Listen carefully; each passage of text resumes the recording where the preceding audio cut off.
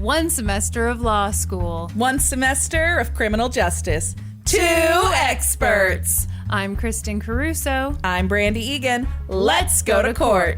On this episode, I'll talk about a middle school math teacher. And I'll be talking about a killer party.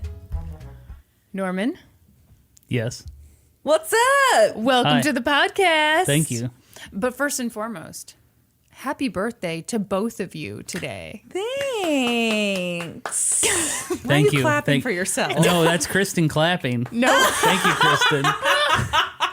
So we invited you on the podcast, Norm. Mm-hmm. Our gift to you is that you didn't have to prepare a case. You just get to be I'm here just and commentary. hang out with us. Yeah. Hang out on our award-winning podcast. Yeah. Mm-hmm. And if someone hears this and decides to support your little dog and pony show on YouTube, then you owe us $50. Well, I will say, as 50% owner of the podcast, Okay. I could come on this show anytime I wanted. Oh. But yeah, I'm happy to be here. So happy you guys are filthy, stinking rich now, thanks to the Patreon. So I'm just glad I'm getting half. I'm just glad I'm getting half of that. That's all. No, but we should say real quick, Yeah. our Patreon has been, we announced it very short time ago at the time of recording, and the response has been amazing. So I have cried 3 times today. yeah, I text Kristen earlier, and I was like, I'm so proud of us.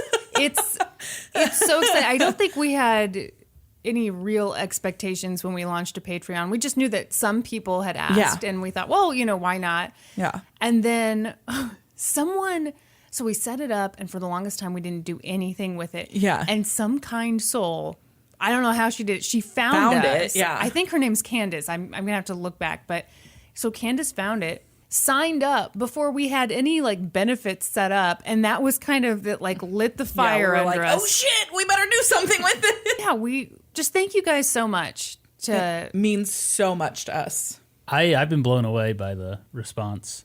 I just remember when I launched my Patreon, the reaction I got, and you two have gotten a way bigger reaction, I think. Wow. Oh, is it because we're way cooler than you? Or Probably. what do you think? What do you think, Norm?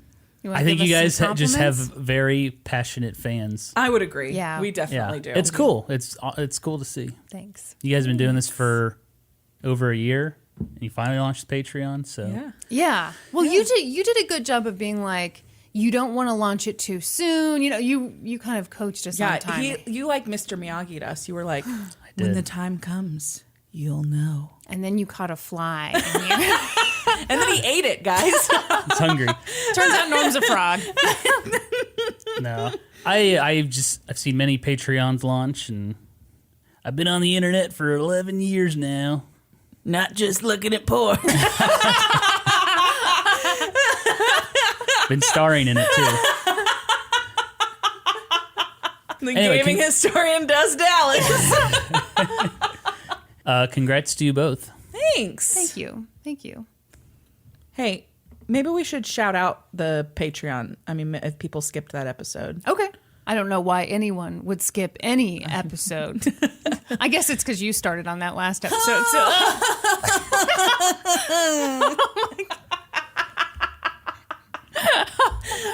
Wow. I don't know if that was a cry or a laugh. That was an evil fake laugh that hurt my soul. I couldn't So tell. if you are they started a Patreon, I must learn more, you're in luck. So we have 3 tiers on Patreon. We have the district court The appellate court. and the Supreme Court. Norm, you look what the embarrassed. F? We've been over this. What? You've made a joke of me. Yeah, that is true. You are the origin of the Supreme Court. Kiki doesn't like Kiki it. got really scared. Kiki did not like she's that on my at side. all. Norm, do you want to defend yourself or? I've already defended myself about this. Sorry for getting excited about learning. About the law. Yeah. So if you want to support us at the district court level, that's $2 per month, and you get to vote on episode topics, and you get to read case updates. On the appellate Not court. provided by Kristen. Oh. Ooh. Kristen has yet to update us on a single case ever. Oh, yeah? Okay. Hold on to your fucking hat, lady. Brock Turner did that last week. I just found out that Emily Doe is writing a memoir. Yeah. Ooh. Yeah. So suck on that. Okay, let's calm down. Yeah. Chill. Whoa. So at the appellate court level, you get to join the Discord, which Brandi and I are like little old ladies just trying to navigate this whole big world of technology. You two are. I was expecting your first message to be help. Hey, we're doing all right, okay? And we're having a good time. The people in there are really funny. Yeah, it's been awesome so far. And then once we reach 100 patrons total at any tier level, members of the appellate court and the Supreme Court will get to listen to an exclusive episode of Let's Go to Court. And this is a full length. This isn't a mini episode or anything like that. No. It's a full episode? It's a full episode. Whoa. I didn't know you guys were doing that. Can you handle it? No. I don't think I You can can handle it. Woo! I'm too intimidated to even sign up. Then at the Supreme Court level, you will get a Let's Go to Court sticker, which is very cool. They are awesome. Casey, my sister Casey, designed them for us. They do look so really cool. good. I'm impressed. Yeah. You'll get to submit questions that we may answer in an upcoming episode. Yeah. You'll also get inducted with a little one-time shout out at the end of an episode. Can I get shouted out on an episode? No, absolutely not. So you guys are going to have a little Q&A section in the episode. Yeah. Yep. I might have to submit some questions. Ooh. You'll have to support us first. Sir. That's right. I do. I like how you made yourself an admin in Yeah. our Discord. He literally. Okay, I'll let you two run No, it. please don't. No, dear God, no.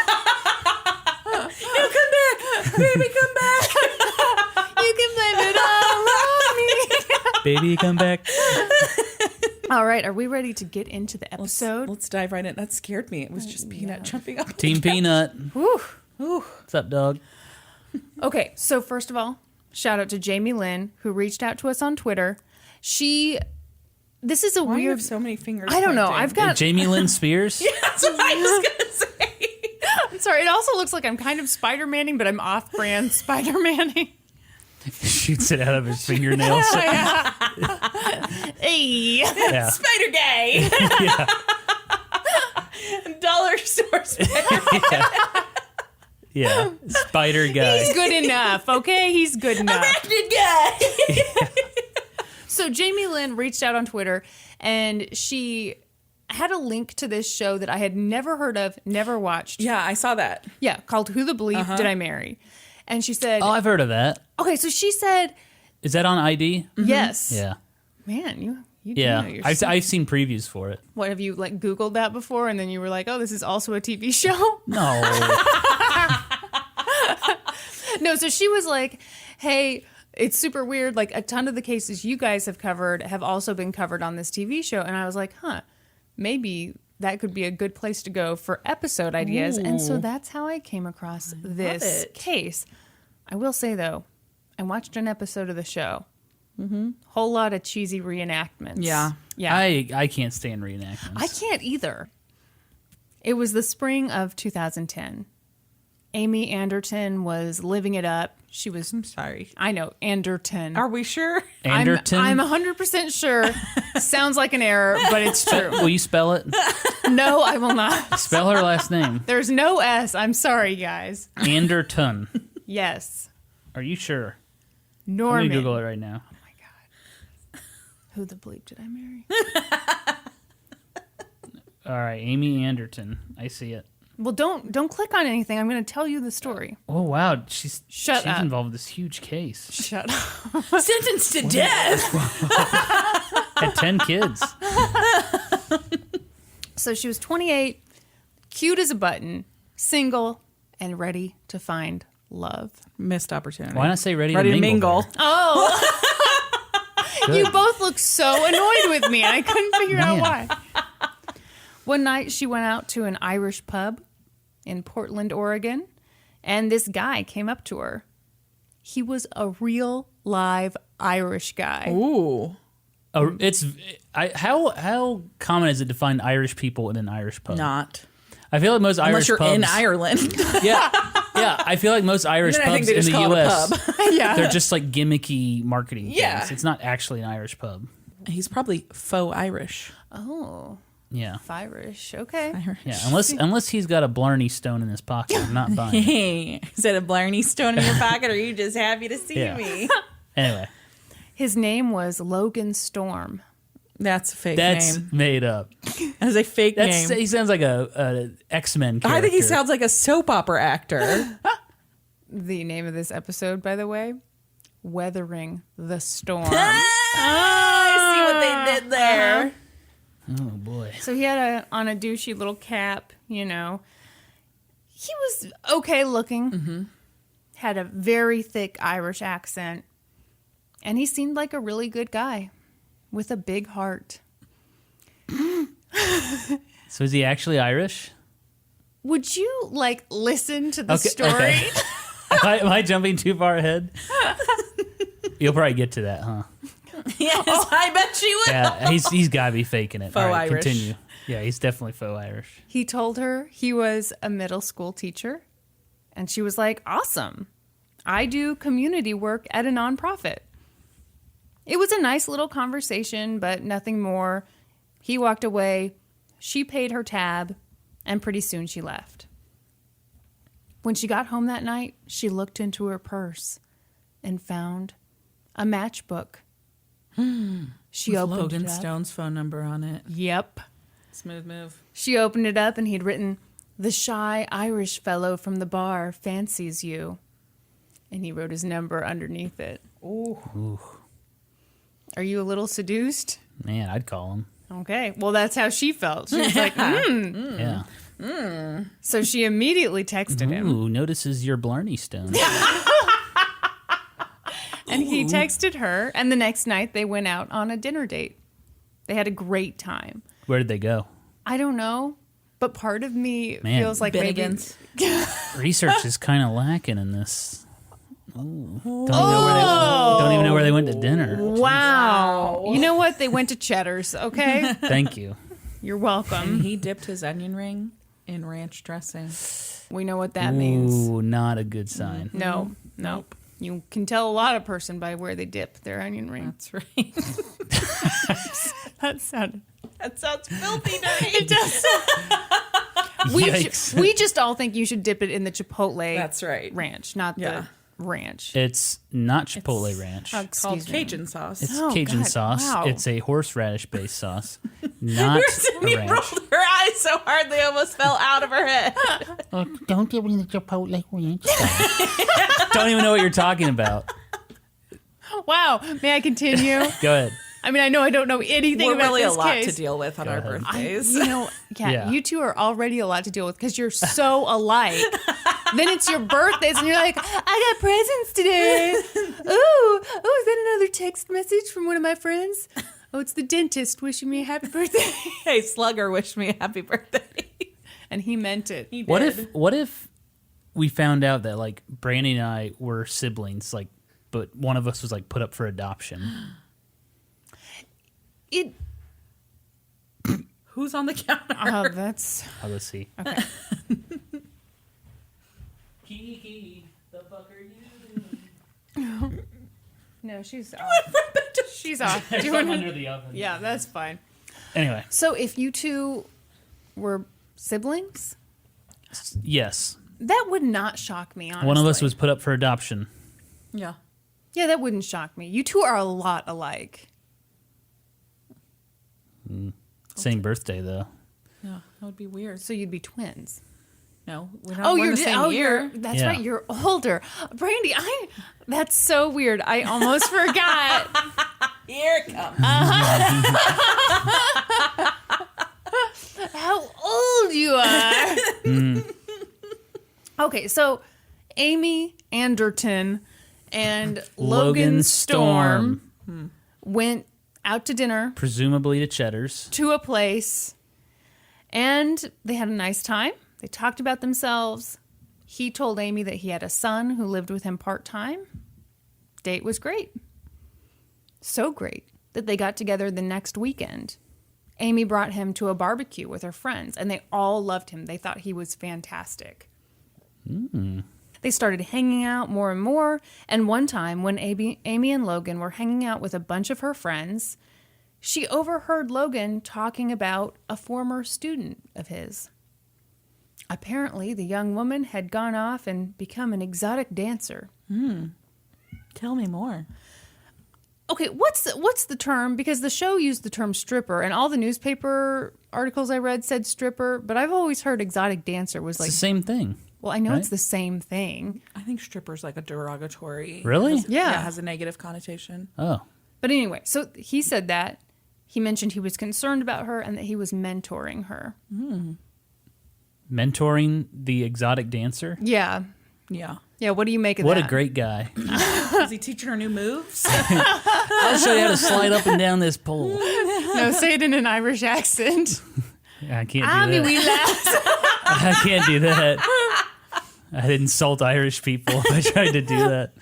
Amy didn't think much of it. Logan was just being himself. A nice, helpful guy. As more time passed, Logan and Amy continued to get to know one another. Amy learned that Logan had had kind of a rough childhood.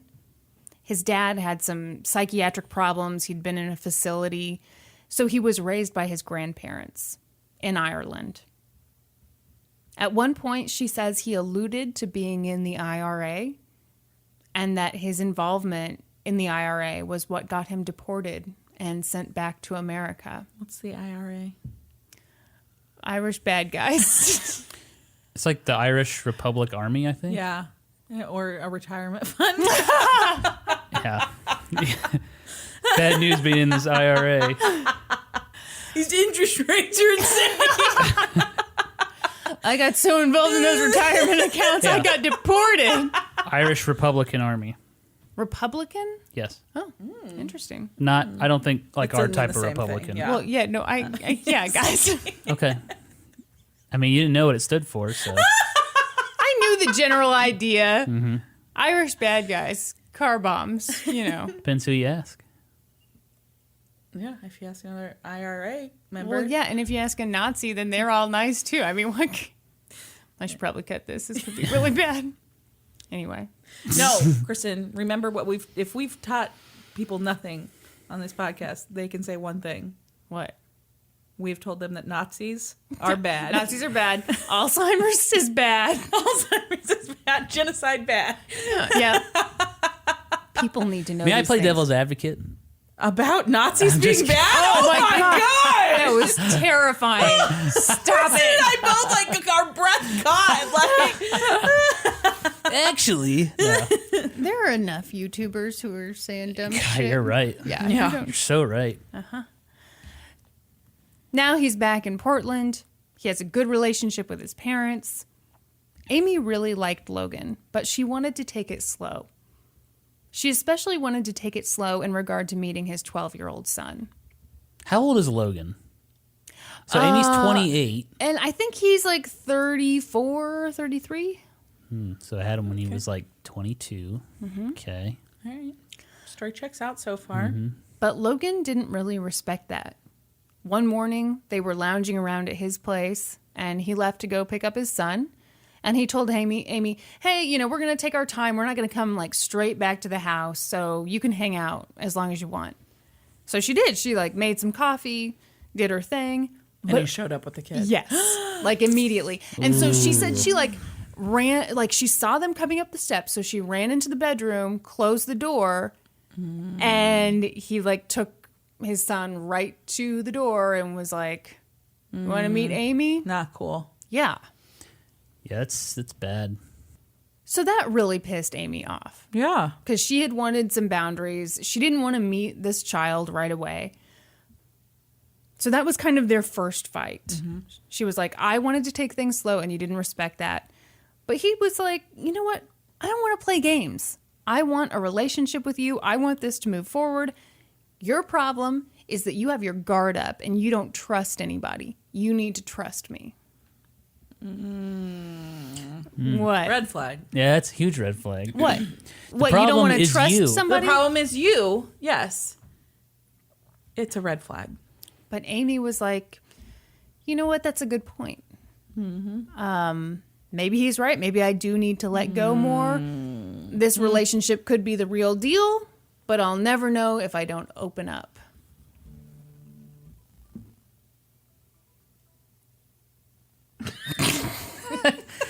Sorry, that was my mother wanting to FaceTime.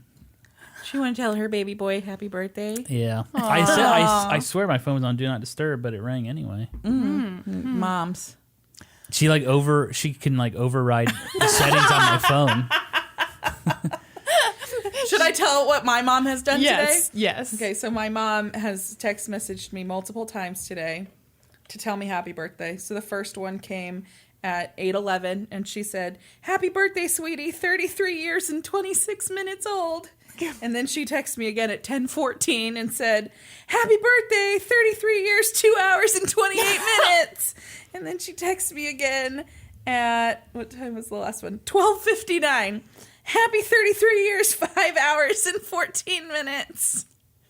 This is why you two are such monsters today. Too much attention. That's just a good mom. It is a good She mom. loves you very much. She does. Yes. She's a good mom.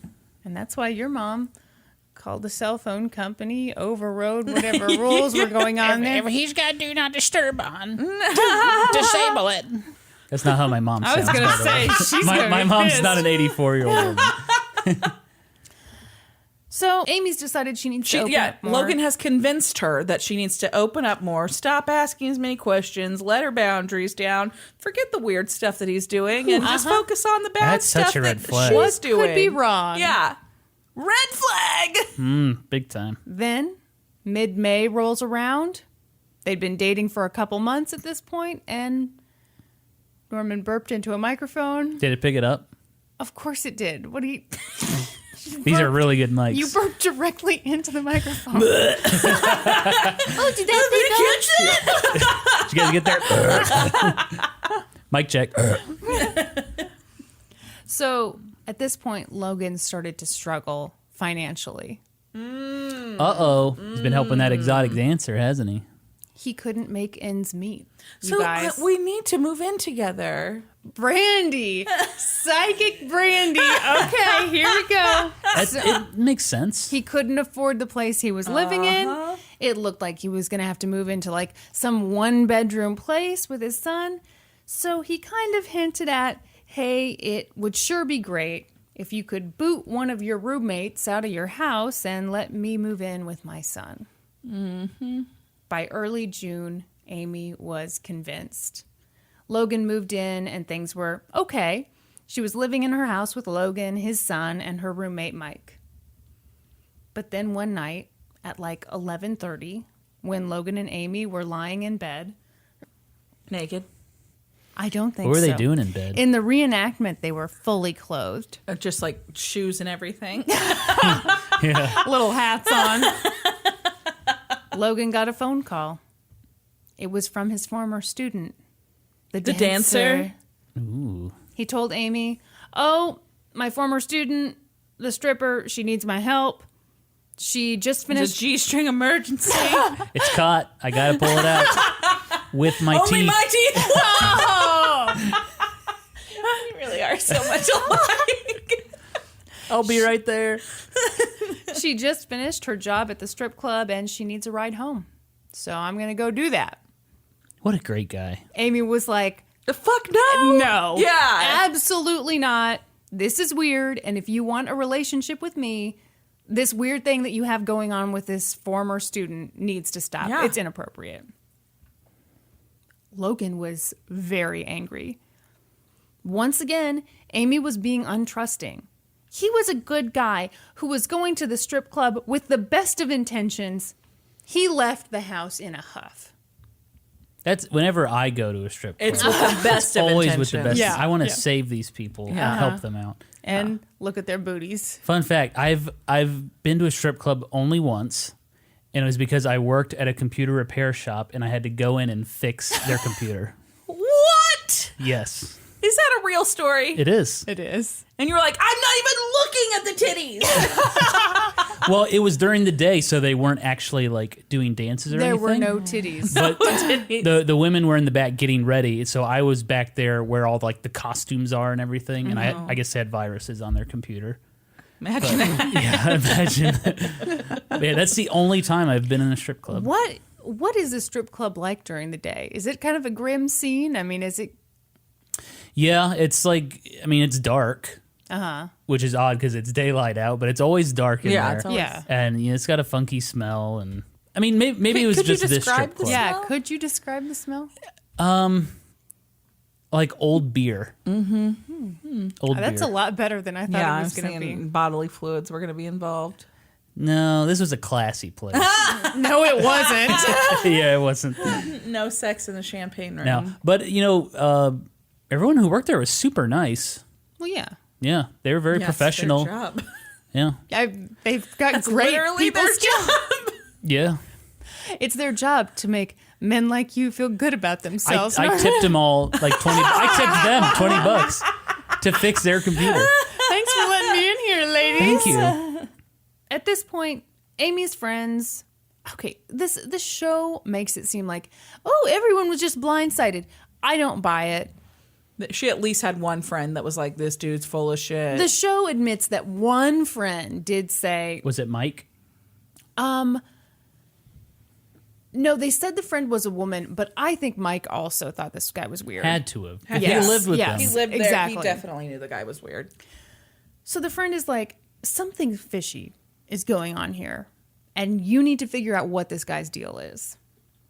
So Amy and Logan talked, and she was like, hey, if we're going to keep dating, you need to establish some boundaries with this former student. And Logan said, okay. He met up with the former student, and he did exactly what Amy asked. That made Amy feel better, but not great. She didn't fully trust Logan, so she decided to do some digging. On July 23rd, she waited for Logan to leave for work at the middle school, and she went through his stuff. Logan had this jewelry box thing filled with like just a bunch of random crap, but underneath all the random crap was a thumb drive. Oh! What was on it? She took it, What was on it? plugged it into the computer, What was on it? opened it up. Hundreds of pictures of child pornography. Yep. Like hundreds and hundreds. Child porn? Yeah. Oh, and he's a middle school teacher? Yep. Oh.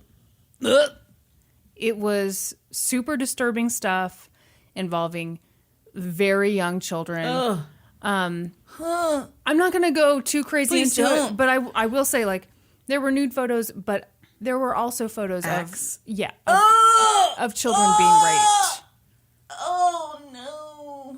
So here's a weird thing. I mean, Weirder than that?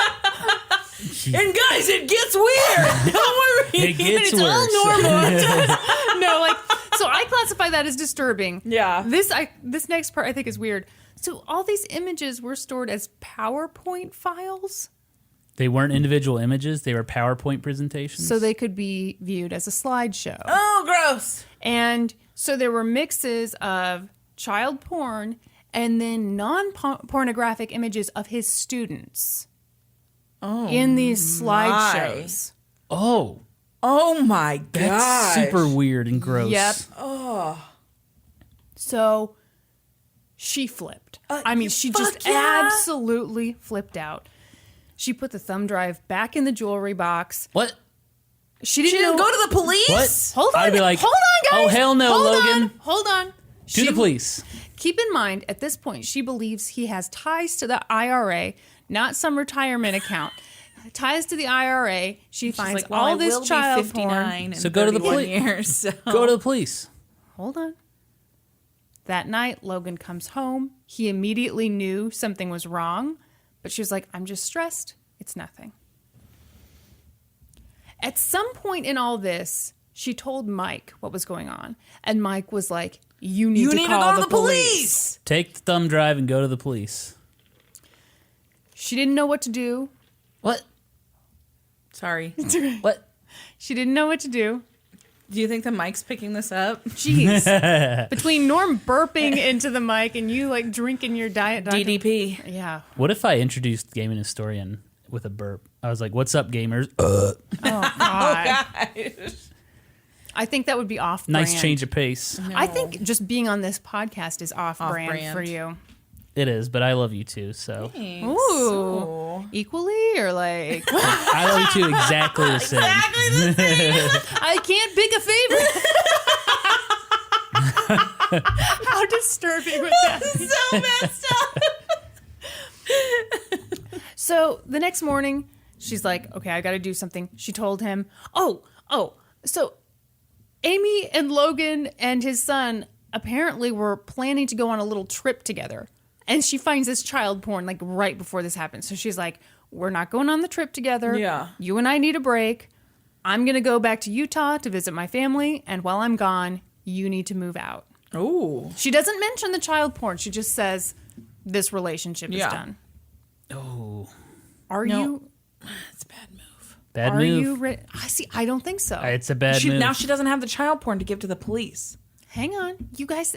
She have the thumb just drive? need to like keep your pants on. You ever heard that before? Keep your pants on. Excuse me. It is our birthdays today.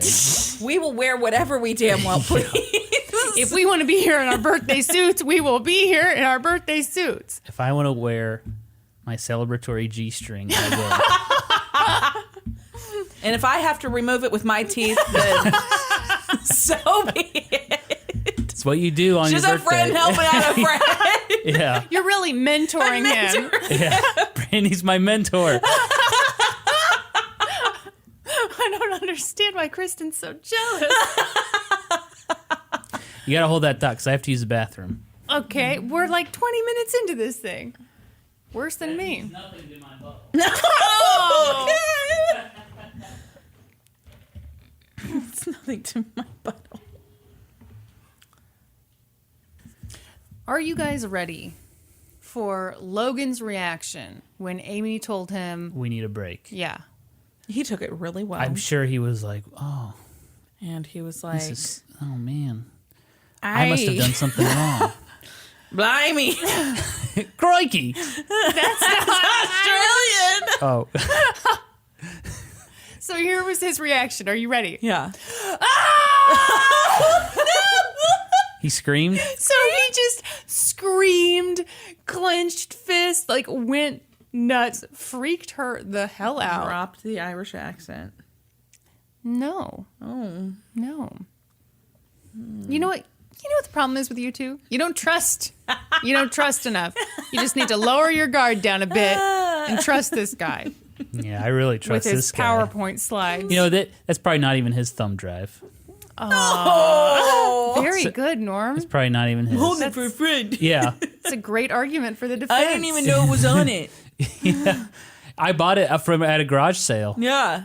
Weird that my students were on there. Yeah, that's Totally a weird weird. coincidence.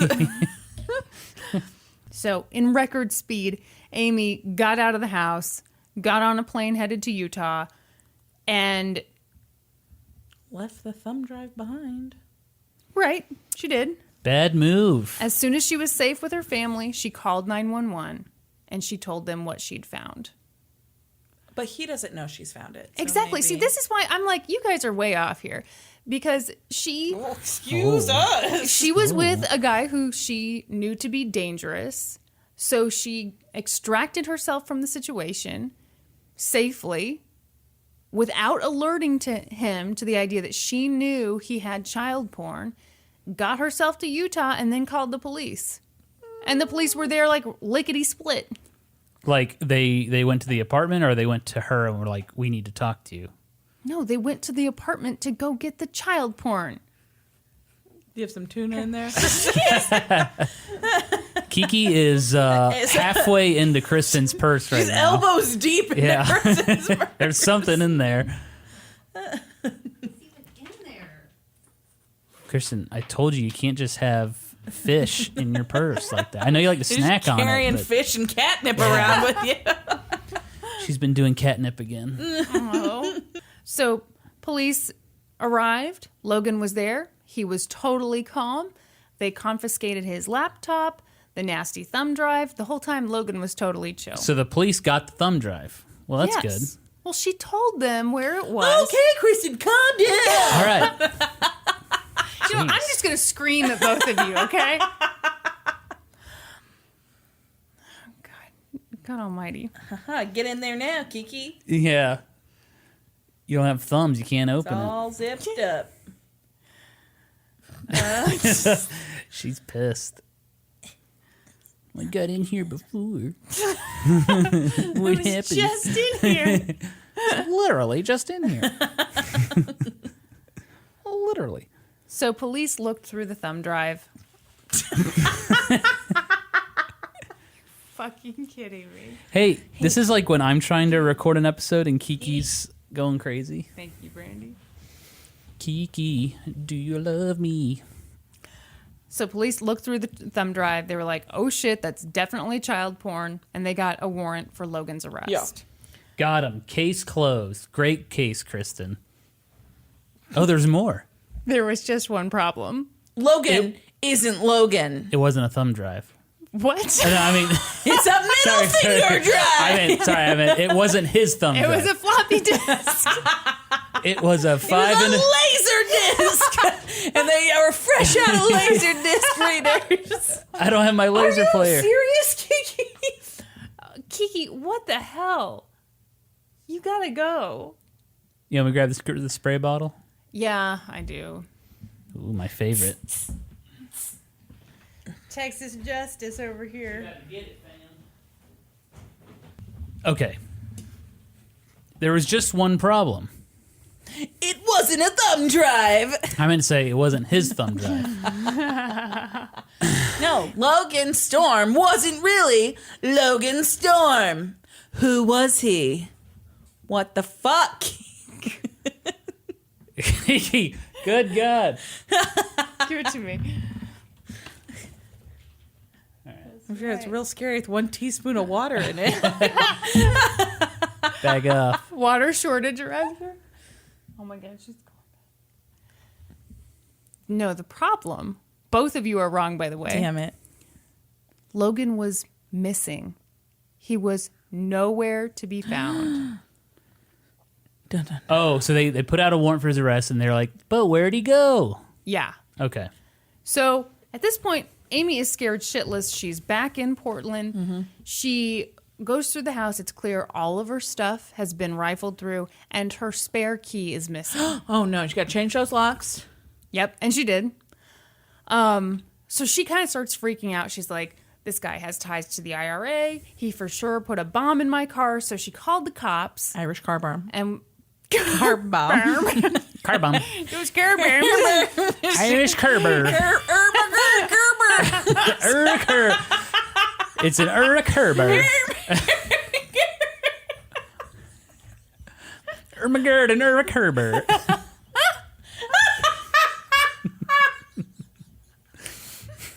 So Herb. It's Kerber. Herber.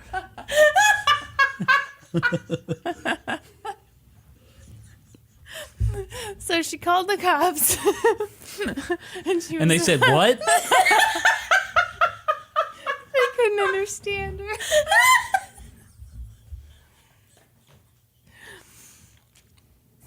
She's like, can you please double check my car? So they did, and it was fine. There was no Kerber.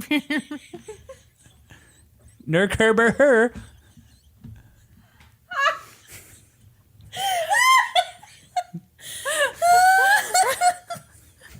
But while they were talking, they were like, well, hold on. You know that he was never in the IRA, right? He's not even Irish. He was Irish, but he had never lived in Ireland. He's Irish like you're Irish? Yes. Yeah. So he'd grown up in Portland, and his Irish accent was fake. Oh.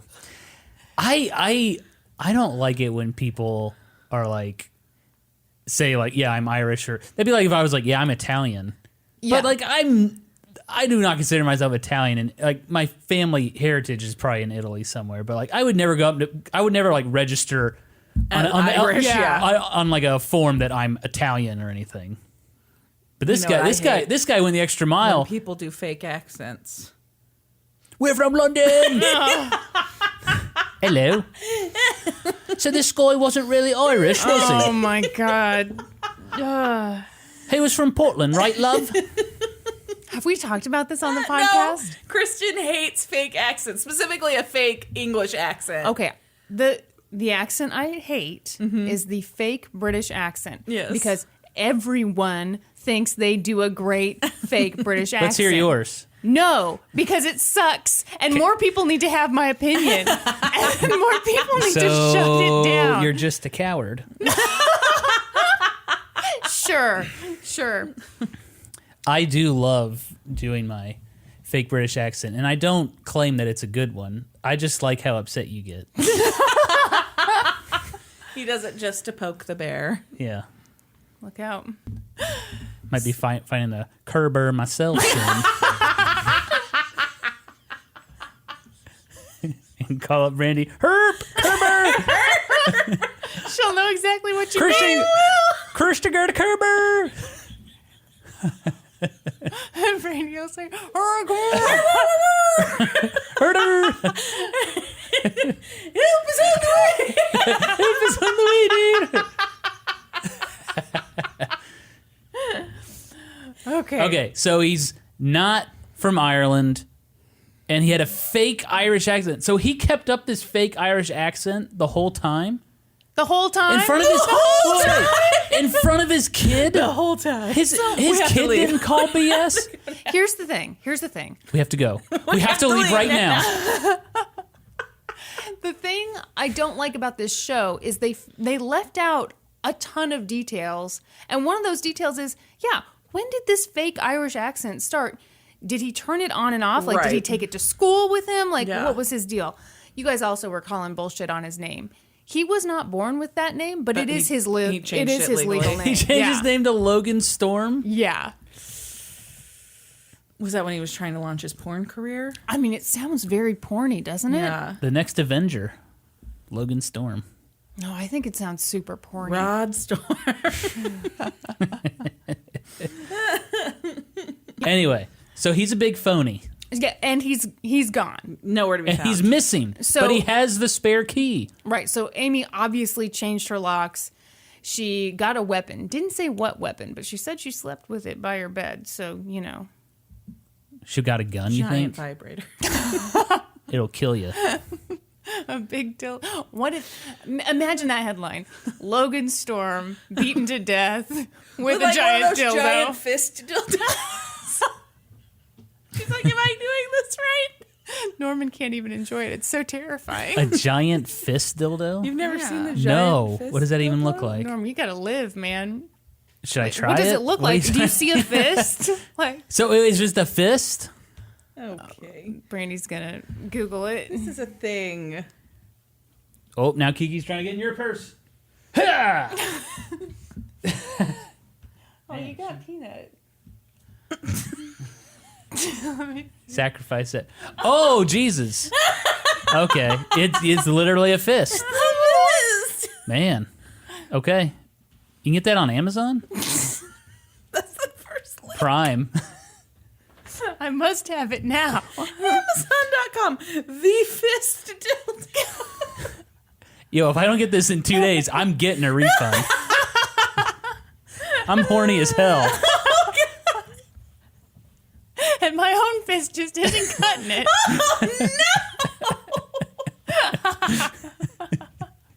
I'm gonna get so many weird ads now.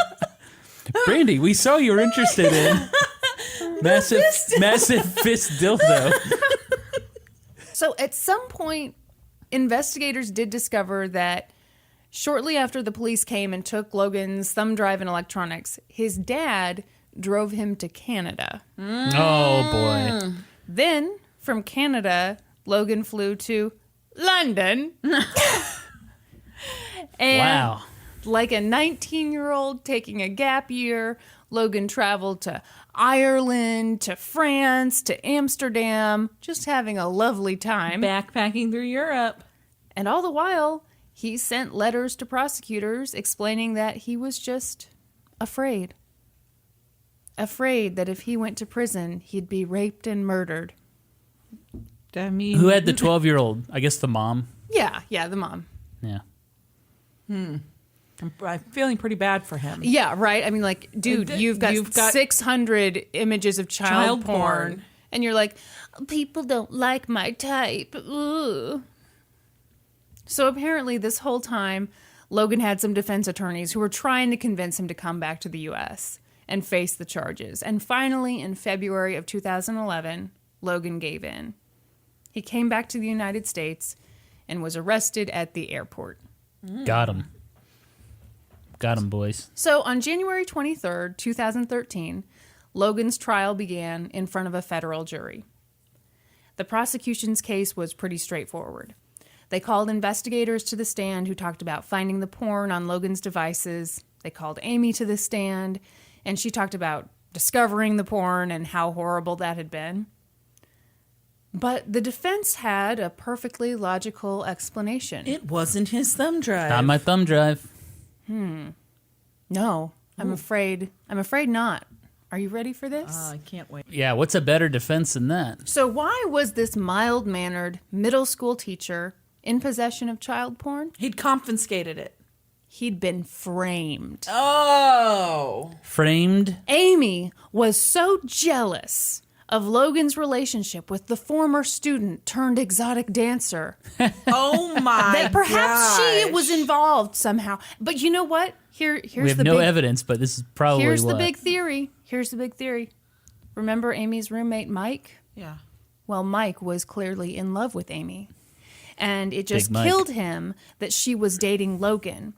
So what did he do? He took Logan's laptop, downloaded hundreds upon hundreds of images of child porn, made a bunch of creepy PowerPoints with a mix of porn and children from Logan's classroom, and then he played the waiting game.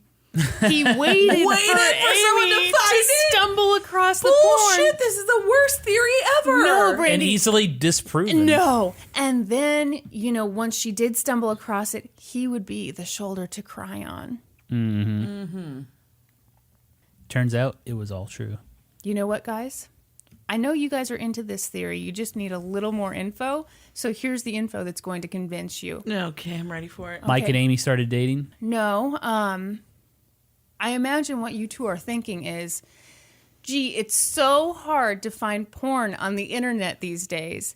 If you were going to do all that, you'd have to really have some technological know-how. No. Well, now this is child porn. Well, it can't be that hard to find porn. I think you got to access the dark web. I don't gotta think get on it's the on dark the regular web. Google dark I web. mean, and then- Yeah. I would imagine most yeah. porn sites today are like completely ban that stuff. Okay, well, I guess I've never tried to look for it, so I don't know. Neither of us. No one has at this table. I'm not a child porn expert like you two. So, Mike was a former member of the Geek Squad. And guess what? The thumb drive? It was the Geek Squad brand. So there you go. No. There you That go. is not a there you go. There was only one Geek Squad thumb drive in all of existence. All the Got 'em. land. Ladies and gentlemen, we got him. But Assistant U.S. Attorney Jan Shoemaker was like, that's the dumbest thing ever. Yeah. Why on earth would he go to all that trouble on the off chance that Amy would then go through Logan's jewelry box, discover the thumb drive, and then put it into her computer? And by the way, a lot of these images predate Logan even meeting Amy. So like that just none of That's this what I was makes saying. sense. any You can sense. easily disprove Yeah, it. it's- You can look yeah. at the date of the images. Okay, so in fairness to the defense, they did have one argument that was not stupid, and it was about the investigators doing sloppy work. For example, they didn't take all of the computers out of the house. They didn't document their search by taking photos. They left their own electronic fingerprints on Logan's devices. But the prosecution just pressed forward, and they were like, yeah, there were some mistakes made in handling these devices, but nobody put child porn onto the devices. Yeah. So, I'm sorry. I have What does your notes say? my note right there says he pled not guilty, which like Well, obviously. What? So this trial lasted 6 days, and ultimately he was found guilty. Mm-hmm. He was convicted on 1 count of possessing child porn. 1 count? Yeah, that's all they had on it. But it's a federal charge. Even with like multiple images, you just get 1 count. I don't know. That must be the way it works. I've never been charged with child porn possession. Are you sure? I'm positive. So they just had to wait for sentencing. The prosecution argued that Logan shouldn't be released while he awaited sentencing. He's a because flight he was risk. a flight risk. Yeah. Yes. He traveled the world. Yeah. He had fled the country in 2010. Why wouldn't he do it again? Yes. But the defense was like, oh, calm down. Old news. We're 100% certain that he learned his lesson. Let's look at the facts. When we got him to come back to America, he surrendered his passport like a total sweetie pie. And he'd been living with his parents for the last 1.5 years waiting for this trial. He could have left then, but he didn't. Judge Answer Haggerty was like, yeah, prosecution. Answer Haggerty? Answered Haggerty. Ancer is the first name. Haggerty. Answer Haggerty. I just you just say names like everybody's heard that name ever before. I just try to be somewhat confident. It's my boy Answer Haggerty. Hey, can you stop fiddling with that hat, please? It's going to get picked up on the mic. I'm touching a hat. Fondling that. If I did this while you were recording a Gaming Historian episode, you would lose your mind. Welcome to the Do you want to talk about the hat? Yeah, Brandi got me a beautiful Miami Dolphins snapback hat It for is my really birthday. cool. It is wonderful. Thank you, Glad like Brandi. it. I'm glad you like it. You're welcome. Brandi is an amazing gift giver. Brandi has impeccable taste. Brandi memorizes other people's tastes. Yeah. I take note of stuff like that. And yeah, I like giving gifts. Yeah. So, like, probably next holiday, she'll get you that fist dildo you had your eye on. And you know what? Every time I get to spend the night at Brandi's house, I get unlimited strawberry ice cream, and I can watch whatever I want on TV. That is so what are you talking about?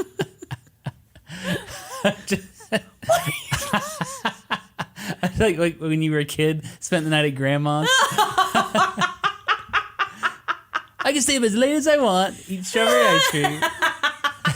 Okay, weirdo. Brandi lets me go to Blockbuster and rent a movie. Yeah, okay. Anyway, he's definitely a flight risk. Yeah, but they're 100% like gonna let him. But they're like he's a big sweetie pie, And he's gonna run. he's a big sweetie pie, even though he got arrested what's he for child facing? porn. So Yeah, what's a federal count of child pornography? God. Okay, I think he was facing 7 years.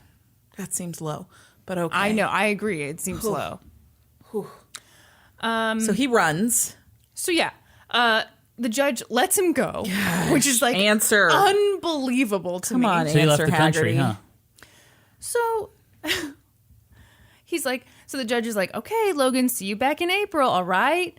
And Logan was like, sure, I'm a good guy who has zero history of running from the law. Thank you, judge. You're a genius.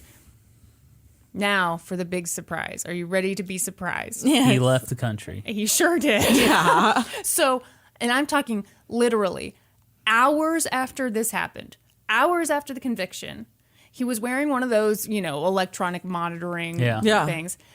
He went to a park in Troutdale, Oregon, cut off the monitoring bracelet, stole his father's passport, All right. stole his girlfriend, how He did had a this, girlfriend? who is dating Is it this the guy? exotic dancer? I don't know, but can you imagine? This should give hope. Oh. This should give hope to guys out there. I don't Someone know. for everyone.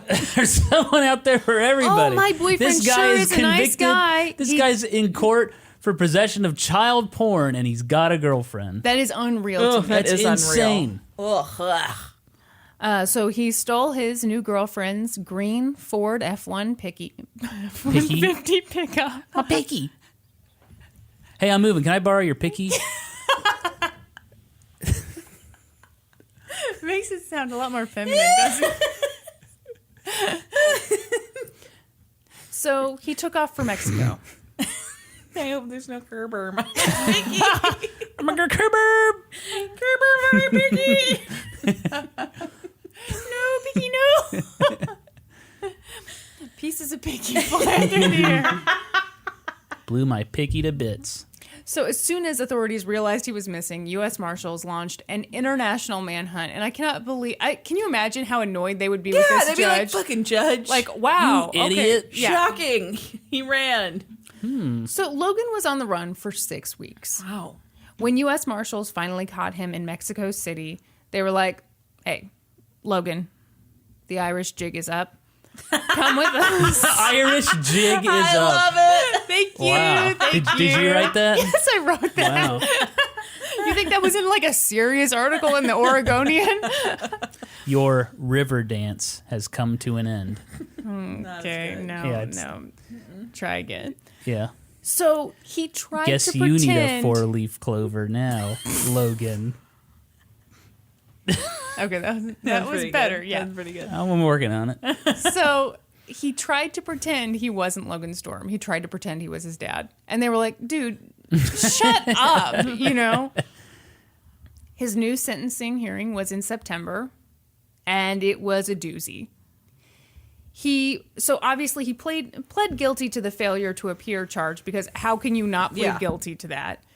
But other than that, he was not interested in taking responsibility.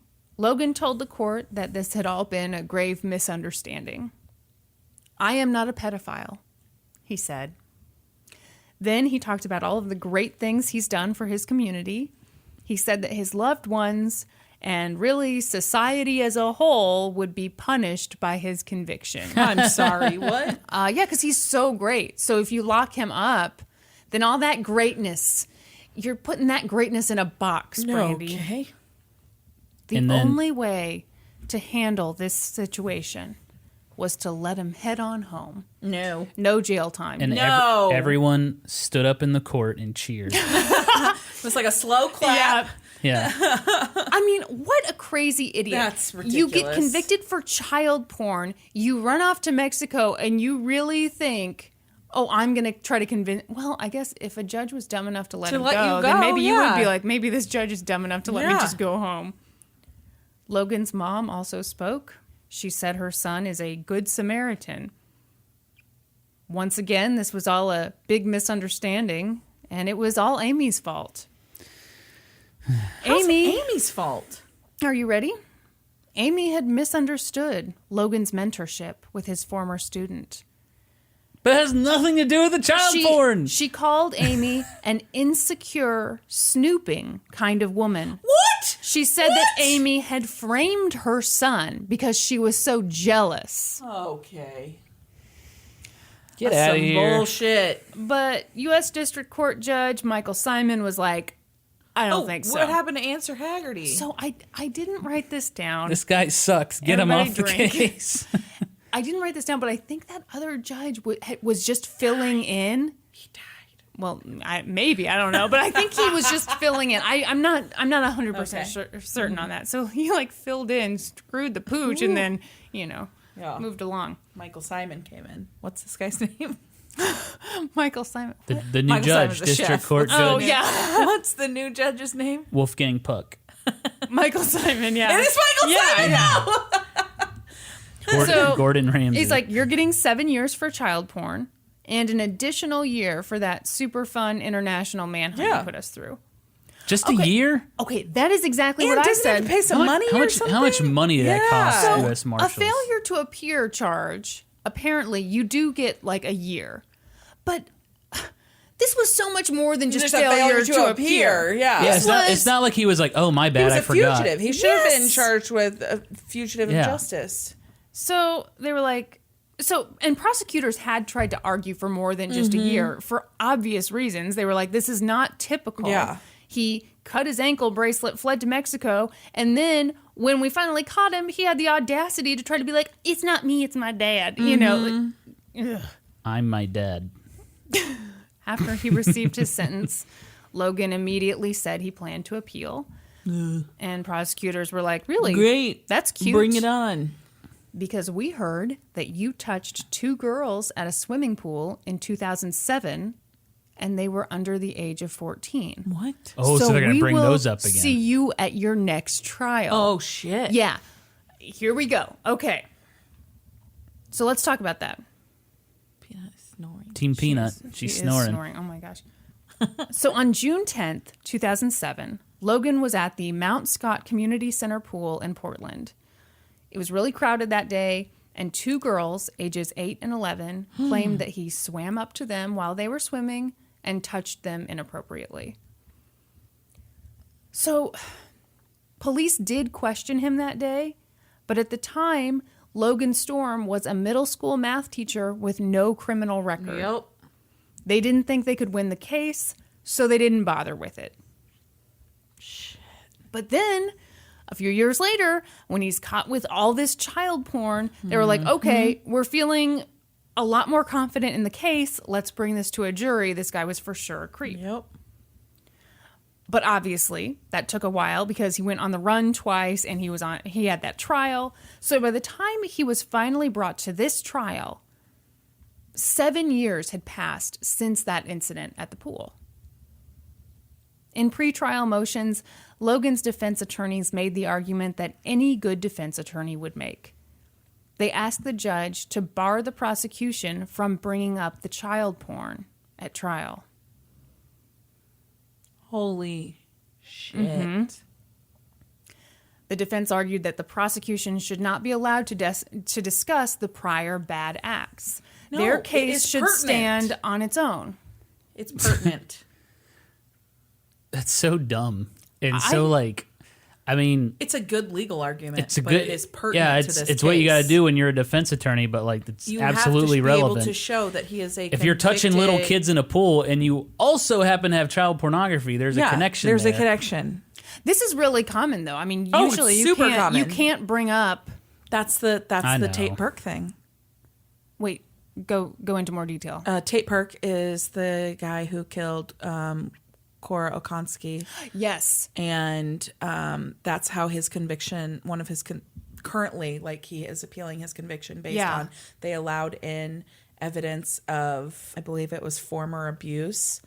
And he says that shouldn't have been allowed in, and there's a chance that his conviction will be overturned. It's going to, I think his hearing is tomorrow. Oh my gosh. Ooh, well, that's our first Patreon post. Yeah. I feel conflicted on this because on the one hand, I'm thinking like, okay, so what if someone, when they were like 22, went and burned a building down? Mm-hmm. And they got convicted, they did their time, whatever. Then they get out of prison, and then probably any time for the rest of their lives that a building burns down near them, obviously they would be a suspect. I don't have a problem with that. But like, if you can admit all that info into trial, then you really risk going to prison for something you didn't do. You might not have done. But, I mean, Stephen Avery, right? yeah. I wish there was a different standard for cases like this, where it's already so hard to prove sexual assault. Anytime where it's like a he said, she said thing, I think it's so hard to prove that you have to be able to look back on someone's past. Yeah. Well, I think there's a way to say it's connected. Like, Stephen Avery was picked up as a suspect because he was a weird dude and he did weird stuff, like having sex in his front yard and stuff. Not because he'd actually raped someone or whatever. Not the same. Child pornography and molesting a kid at the pool, same ballpark. Yeah. Yeah. I agree. I think there just has to be clearer guidelines on what is related and what's not. Does it make you nervous at all, though, that the prosecution could bring a really weak case against someone and they would probably go to prison? Yes, it Yeah. does. It does. Dax, my buddy, said that, like, the way to he believes that the way to fix our justice system is people have to decide that it is the risk of letting someone go who might be guilty is better than the risk of imprisoning someone who might be innocent. Yeah.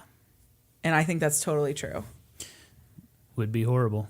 Yeah. Yeah. And currently our justice system is not structured that way.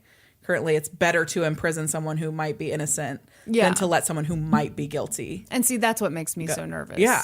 No, I totally agree.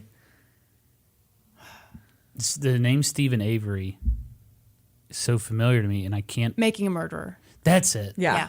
I was like, where have I heard that name before? I'm burning up in here. Well, it's because it was freezing when we got here and we turned it. Burn to the ground. What are your thoughts on this, Norm?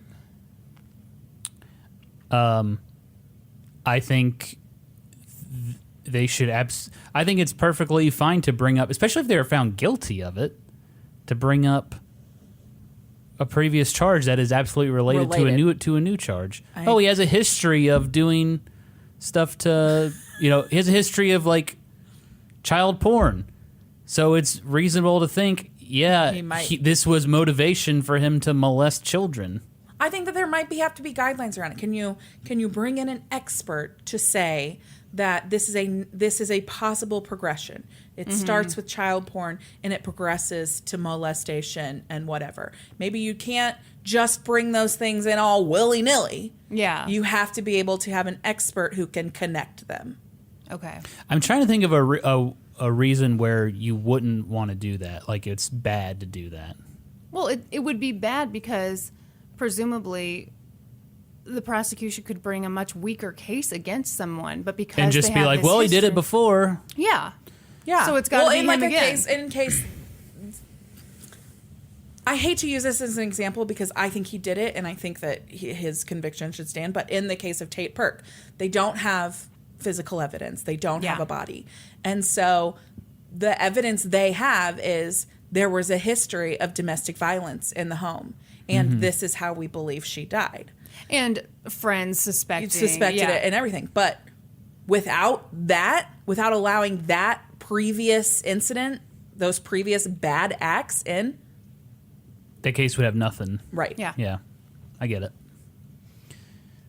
But I think in this case, they should definitely be They didn't allowed allow it, did they? No. to bring it up. And they usually don't. Yeah. I mean, to be fair, that would be very unusual. Yeah. you know. Yeah. So the judge agreed, said, okay, prosecution, you can't talk about the child porn trial. This trial lasted 5 days. The two girls testified. The older one, who by this point was 18 years old, said that he touched her butt twice. The first time she thought it was an accident, but then he came up and touched her again and ran his hand down her thigh. So that's when she yelled at him and called him a pervert and jumped out of the pool to tell her mom what had just happened, which how great. Yeah. you know? Good for her. The younger girl had a fairly similar experience. She was in the pool. He came up, touched her butt, and she jumped out of the pool and told an adult. Yeah. Both of them said they got a good look at him that day, and they ID'd him that day. But the defense argued that the girls were mistaken. They'd gotten the wrong guy. Well, and the police came and talked to him that day too, right? Yeah. Yeah. And just didn't think they had enough to Right. move forward. Because you just have Because he was a middle you have school. little girls' He's a middle school words math against teacher. an adult, Yeah. a well-respected adult at that time. With no criminal record. Yeah. The other thing they said was that the 8-year-old girl had trouble describing where she'd been touched, which I kind of think, well, maybe that's just because she was 8 Yeah. and she's under all this pressure. Well, and Yeah. also been how many years? It was no, at the time when she was Yeah. 8, she had trouble. Oh, okay. Yeah. Okay. I mean, later she was fine. Gotcha. You know? Okay, so the defense called a psychology professor to the stand who testified that, basically witnesses constantly make mistaken identifications. It's about a third of the time. Yeah. They also called Logan's son to the stand, who by this point was 15, which I feel so sorry for that kid. Yeah. And I couldn't find much on what his testimony was, but my understanding is that he basically said, he was with his dad the whole time. But the prosecution was like, come on. We have testimony from the two girls. They ID'd him the day it happened. And he was a 6'2" man swimming in the 3-foot deep shallow end of the pool, and he was wearing goggles. Wow. Gosh, and if they had been allowed to admit the child porn charge, that would have been like Oh, it would have it'd been be done. a that would slam have been dunk. concrete. Yeah. But I also think, like, gosh, 2 girls both said the same thing. You know, at what point do you believe? Yeah. What's their motivation to lie about that? Right. Exactly. Right. For a total stranger they don't know. Yeah. Come on. So the prosecution called a member of the pool staff to the stand. I find this kind of amusing and gross. So they were like, yeah, Pool boy? we are trained to look out for child molesters at the pool. Yeah. And the person said, one of the things we look for are adults wearing goggles in the shallow end of the pool. That is a big red flag. It's kind of It is. creepy. Well, yeah, I mean, you don't really think about it, but yeah, absolutely. Why on earth would a grown man Yeah. be in the shallow end of the pool? With goggles on. Yeah. Yeah. So, meanwhile, as this was all happening, the jury was having a really tough time. Some of them worried that Logan had written their names down during jury selection. And at one point, one of the jurors approached the judge's clerk and asked if Logan was in protective custody or if he was out just living his life in Portland. Wow. Yeah. So that freaked out the defense. They were like, okay, the jury is afraid of the defendant. So defense attorney Michael Levine asked the judge for a mistrial. He argued that the jurors were prejudiced against Logan. He said they saw Logan as a guilty person, a nefarious person, who might reach out to them after the trial was over. Which I find so annoying because it's like, Well, maybe he shouldn't have been acting like a fucking creeper then. I mean, they're just using their intuition. Yeah. They're looking at this guy thinking, he creeps me out. Yeah. That's the name of the game. Yeah, Like, and they're 4 days into this 5-day trial. Yeah. They're not going to withhold all their judgment until the final day when they go into deliberations. Right. You can't turn your brain off like Yeah. that. I always think that's so difficult when they're like, you have to be completely, impartial as a juror, and it's like you're not like a robot. You don't just sit there and like turn off intuition. Yeah. Like you get a vibe off of somebody. And you shouldn't turn off intuition. No, I think that's part of it. Yeah. So the judge was like, no, there's no mistrial here. We need to keep on trucking. So in closing arguments, this pisses me off so bad. The defense attorney, Michael Levine, made an impassioned argument. Over and over again, he yelled about how 7 years had passed since this accusation was first brought against his client. 7 years. Why had it taken so long? Why the huge delay? Why bring this to a jury now? How come he gets to ask that? Because there's a reason why. And he knows why. And they can't say anything. Yeah. He shouldn't be allowed to say that. I think it's so shitty. Yeah. So shitty. Yeah, if they can't argue the child porn, he can't make that argument. That's messed up. I cannot imagine living with myself. I know this is perfectly legal for him Yeah. to do. But That's fucked up. you won. You got the child porn thing so that it can't be brought up.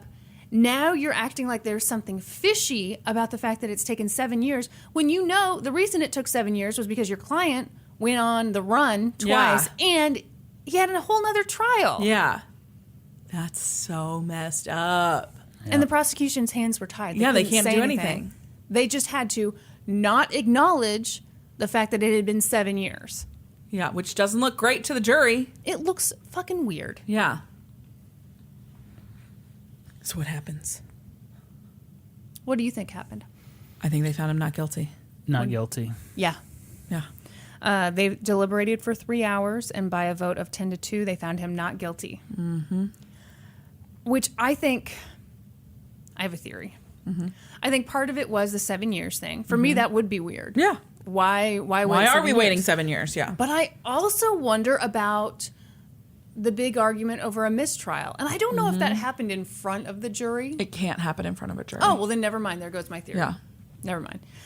But yeah, if he'd been convicted, he would have faced another 6 to 12 years. And that's the story of Logan Storm. So Logan Storm. I want to is call him he- Logan Stone. is he in prison still right now, or is he out?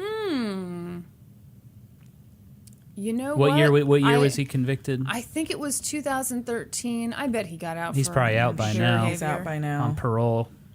I'm guessing he has to register as a sex offender. Yeah, so he also, for 10 years after his conviction, he has really strict monitoring. Like they, they keep close tabs on him, hopefully. But I mean... Was he interviewed in that? No. That's the other thing I didn't really like about that show. They like glossed over a lot of the really interesting stuff. Yeah. Severe thunderstorm warning in our area. It just like popped up out of nowhere. Ladies and gentlemen, if the recording goes out, let's go over our famous last words. Kristen? Oh, God. Oh, my gosh. It's just a thunderstorm. I can't find if he's been released or not. He has to have after being released, he'll have 10 years of supervised release. I am not a pedophile. That's what he says. I don't believe him. Yeah. All right, are we ready? Ready. So, I was thinking about what I should do for like a birthday case. Yes. Clown? Thought about clowns. Thought about things that happened on June 12th. Ooh, that would have been fun. Yeah. What has happened on June 12th besides our birthdays? Besides the day we were born? Nicole Brown Simpson was murdered on June 12th. Oh, that's right. And Ron Goldman. Oh. But I was like, fuck, I can't do That'd be that. That's How big of a... It's so fucking That'd be like an big. 8-hour It's so episode, huge. right? That's the 25th anniversary. wow. Yeah. I remember when it Dang. happened. Do you? I do. I remember watching the trial as a kid Yeah. a little bit. I remember it being my birthday and like Oh, yeah. yeah, and like the stuff about the murder I was being on the news. I was living in Scotland, so we didn't really have any news on it. But I remember my dad listening because it was like an international when they had the verdict. Yeah. So like the international radio stations Yeah. were playing. We were driving in the car, and my dad listened, and he got so pissed when he heard Yeah. the verdict. I guess my dad had been following it, but The whole world followed it. Yeah.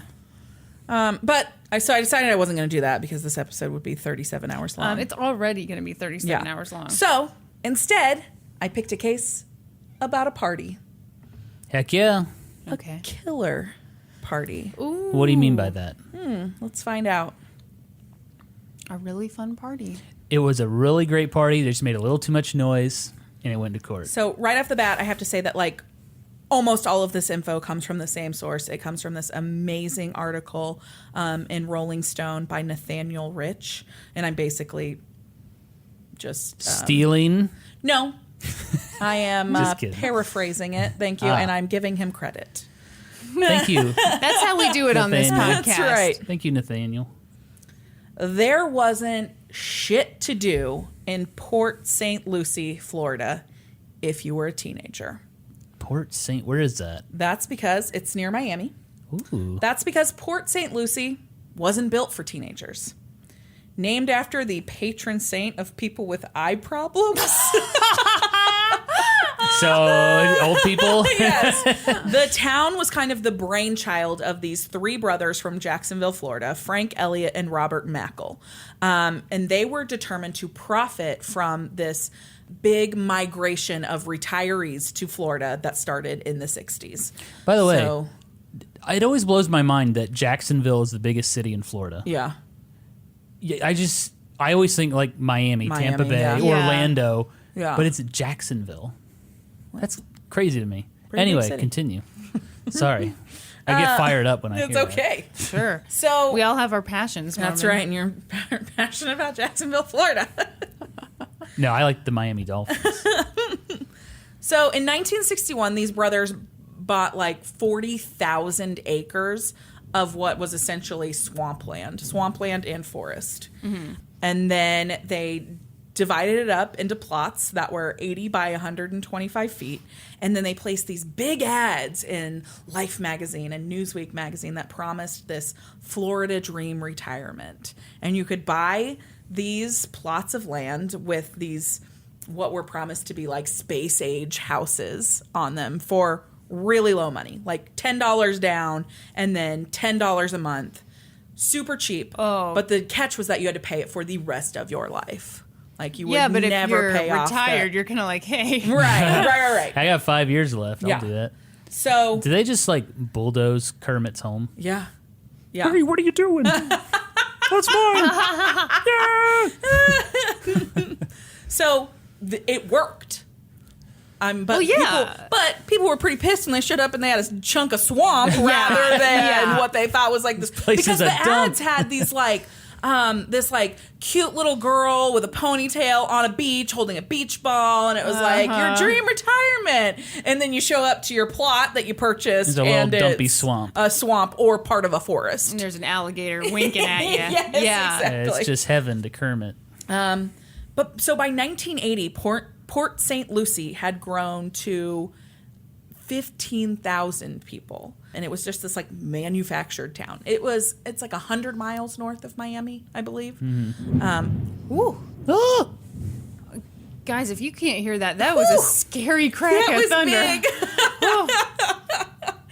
And so because the population had started to boom, the city had continued to grow kind of outwards and towards the coast. And by 2006, which was kind of the height of the real estate boom, this is kind of where it peaked before the housing bubble collapsed, Port St. Lucie's population had surpassed 150,000. So in 20 years, it grew, like 26 years, it grew by tenfold. That's incredible. That's huge growth. It was, in fact, the fastest growing city in the United States. Wow. Yeah. And as that population grew, the median age of the Port St. Lucie Port St. Lucie citizen had dropped dramatically. So originally it's all retirees, and now more than a third of the city's population are younger than 24. wow. And there wasn't anything for them to do. Because it was just like houses, right? Yeah, it's all houses. And so bored teenagers did what they often do. They smoked pot and they threw house parties. Not me. I was a good teenager. So it's really fun. So it's actually funny because around this time, like around 2006, you could buy houses in Port St. Lucie for really, really cheap because of the housing boom. Like sometimes you could buy a little like 1960s house for like $50,000. And so like Miami drug dealers were setting up grow houses in Port St. Lucie. Like one bust shut down like 69 grow houses in Port St. Lucie. Holy Drive it down to Miami. And so it had this big reputation of being a pot town. They started calling it Yeah. Pot St. Lucie. And so that's what the teenagers did. They threw house parties and they smoked pot. And in July of 2011, that's exactly what Tyler Hadley had intended to do. Tyler told his friends all week that he was going to throw a party, and no one believed him. He'd never thrown a party before. It wasn't in his nature. He was kind of a quiet guy, kind of strange, not super popular, but he was kind of known to hang out with a bunch of potheads and stuff like that. And I think he was kind of a pothead himself. But he had really strict parents. And they had gotten even stricter lately because Tyler had started to get in some trouble. He had started to hang out with kind of the wrong crowd, and he'd actually gotten arrested recently after a fight at a house party that he was at. And so his parents had like taken away his car keys, taken away his phone, and he was left with his only communications to his friends through his computer, through Facebook. And so by like Saturday, July 16th, 2011, it was like 11 o'clock in the morning, Tyler started to get messages on his Facebook. They're like, hey, is the party on? Are we still having the party? And he's like, I'm working on it. And he got several messages of this kind. And they're like, well, are your parents going to be gone? He said, nope, my parents aren't going to be there. They're leaving soon. And then at 1:15 on that same day, so July 16th, 2011, Tyler posted on his Facebook, party at my crib tonight, ... maybe. Still, no one was like, everybody was like, it's not happening. So indecisive. Yeah, it's not happening. And then at 8:15 that night, Tyler posted another message on his Facebook, party at my house, hit me up. And still, friends were like, what? And there were like several comments that are like, whoa, what if your parents come home? Yeah. And Tyler's reply was, they won't. Trust me. Oh, no. He No. killed them. No, oh, Brandi. No. Oh, this is such a Brandi case. He killed them so he could have a party? Brandi, no. Kristen, Brandi. why would you jump to that conclusion? Because I know how your brain works. I know what cases you're drawn to. The fact that you just said, they won't trust me, and gave me an evil look. Anyway, continue. So by 11:30 that Saturday night, a group of like 10 or 11 people showed up to Tyler's house, including this guy, Mike. Mike was a popular junior from the same high school that Tyler went to, but he didn't actually know Tyler. He only knew him like by sight. Like he recognized him, but they'd never interacted before. But word about this party had gotten out, and so they decided that he'd stop by with his group of friends because it was July in Port St. Lucie and there was absolutely nothing else to do. Wait, was there not much going on in this town? What are you trying to tell us, Brandi? So when Mike and his 10 friends show up at the door, Tyler answers it and he's wearing a black t-shirt, black Dickies shorts, and black Nike Air Force Ones. Better to cover the blood. Red does not show well on black. Mike said that he seemed kind of anxious, but he was also clearly rolling on ecstasy. Like his pupils were huge. Like it was just he was like rubbing his hands together the entire time he was talking. It was just very clear that he was in an altered state. Why This do you is look at me like I that? just feel like such an idiot with this stuff because like if I saw someone like that I'd be like, what's up with that weirdo? Yeah, I would have no idea that he was rolling Yeah. either. And Tyler told him, come on in. I just don't want smoking inside. This is my parents' house. Before long, the party had grown to like 60 kids. And most of them had no idea who Tyler was. They Yeah. just heard about a party. Sometimes gotten that's an how it address. goes in Yeah. high school. There were kids all over the place. They were on the couches. They were playing beer pong.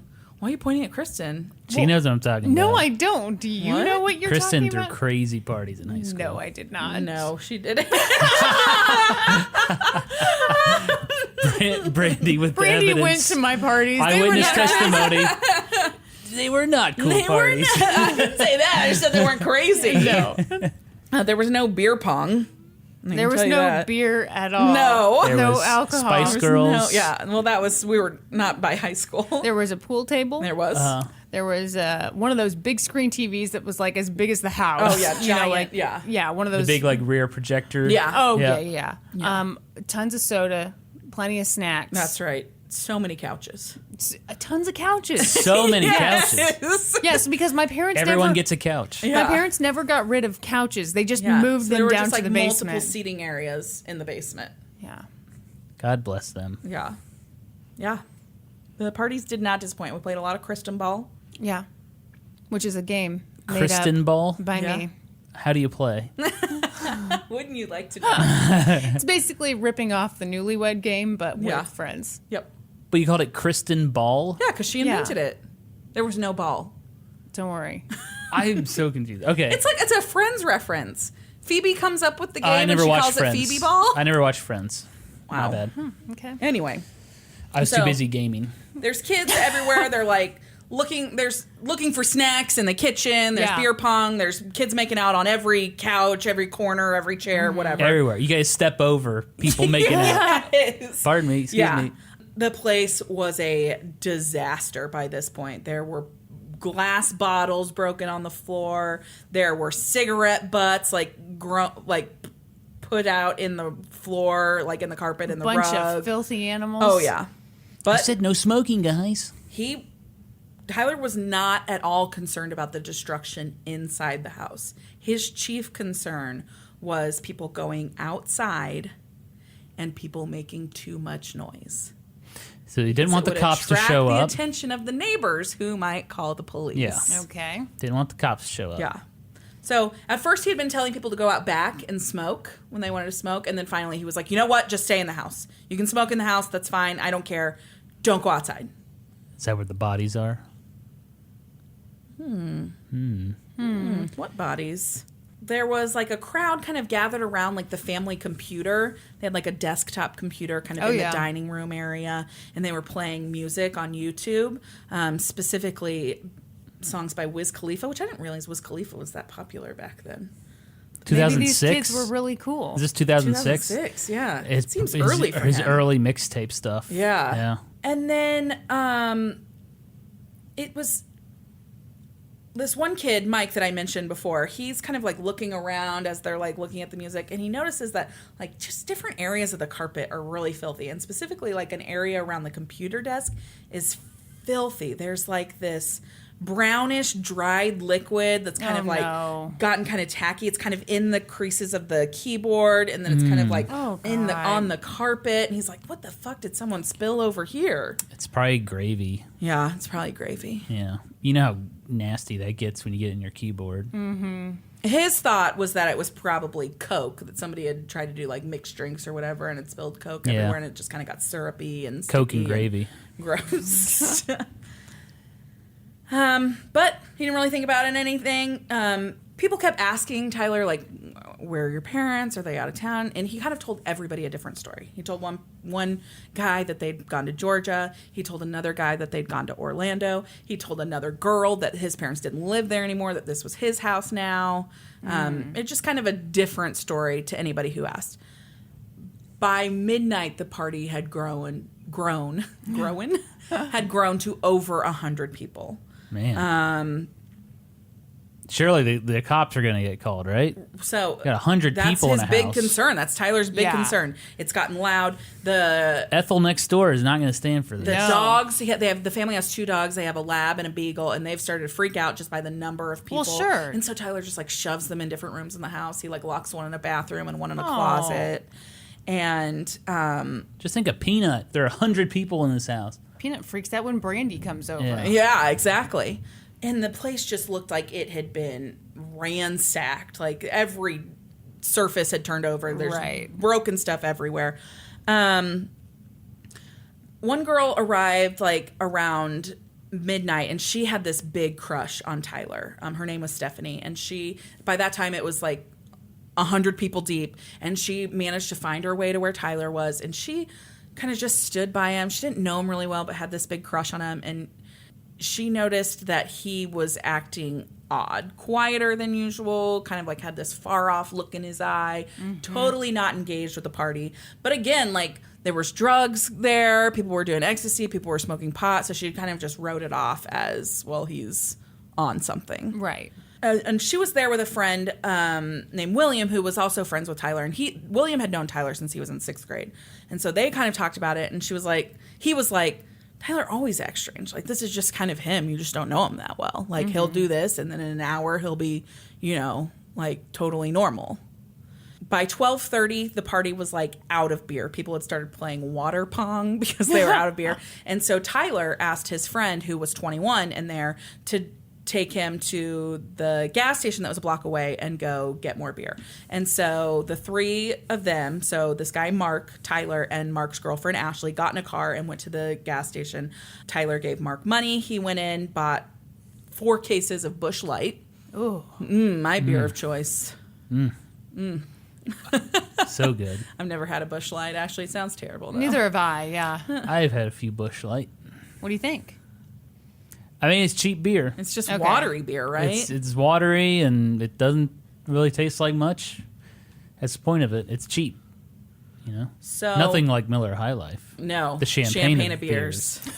You guys, we're not sponsored by them. This episode brought to you by Miller High Life. Can you imagine? I'd lose my mind. They're a Patreon supporter. I wish. So, while Mark is in the store buying the beer, Ashley kind of talks to Tyler for the first time. And this is kind of the first time he lets anybody in that something odd is going on with him. And she asks him how his night's going, whatever. And all he said was, brushes it off. And he's like, well, my dad died. What? And Ashley thought it was odd. Yes, she and did. And then she thought that she assumed he meant like a long time ago. Right. And that he was drunk or high or whatever. And so she was like, whatever, dude. Yeah. Yeah. So they get back to the house. They start up beer pong again. And somebody starts selling like little white pills out of a baggie for $1. This party is Seems wild. like a really good deal. Oh, yeah, it's. I mean, For the thing, whatever it is. No kidding.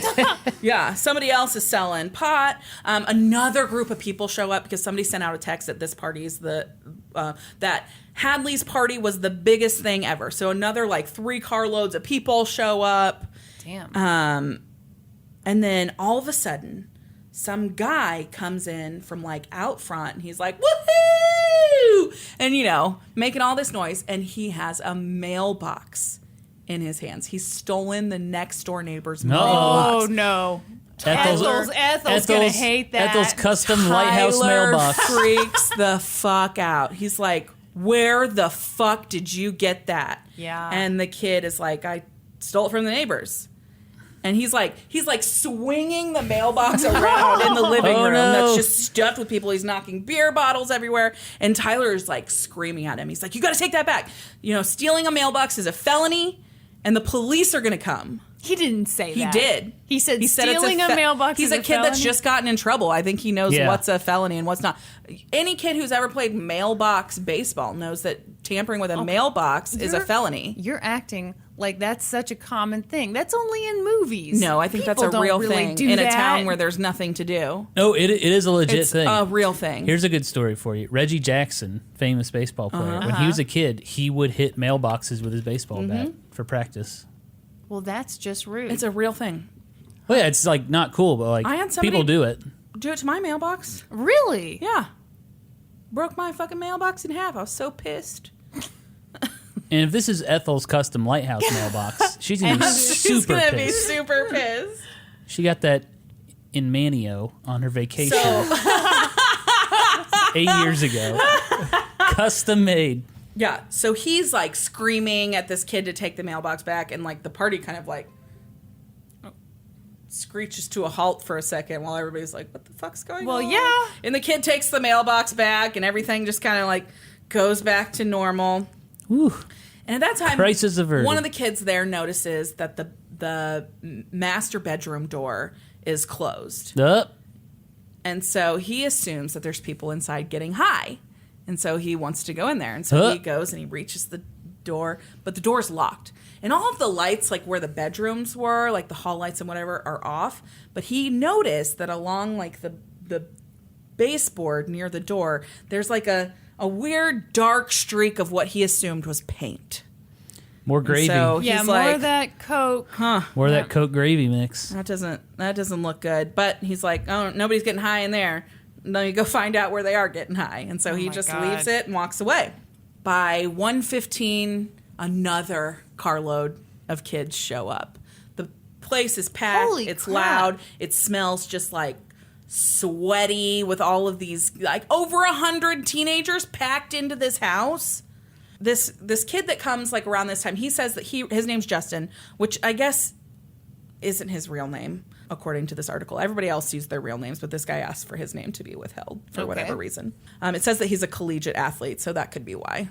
But this guy who went by Justin in the article shows up to the party, and he said the first thing that struck him when he walked through the door was not how messy the house was or how many people were in there. It was that the house smelled. It smelled like sweaty clothes that had been sitting around, and that like it just looked destroyed. Mm-hmm. And he was like, a house with 100 people in it. yeah. It's probably gonna And stink. his thought was, how are you going to put this place back together before your parents get home? Yeah. And so he went to Tyler. He found Tyler. He knew it was Tyler's party. And he said, hey, man, what are the ground rules? And Tyler said, do whatever you want. So this kid, Justin, goes over and he starts playing beer pong. And he misses a shot. The ball bounces onto the floor. It rolls under the table. And he gets down under there. And the ball has rolled into another thick, brown, sticky substance. And so he picks it up and he's like, that's disgusting.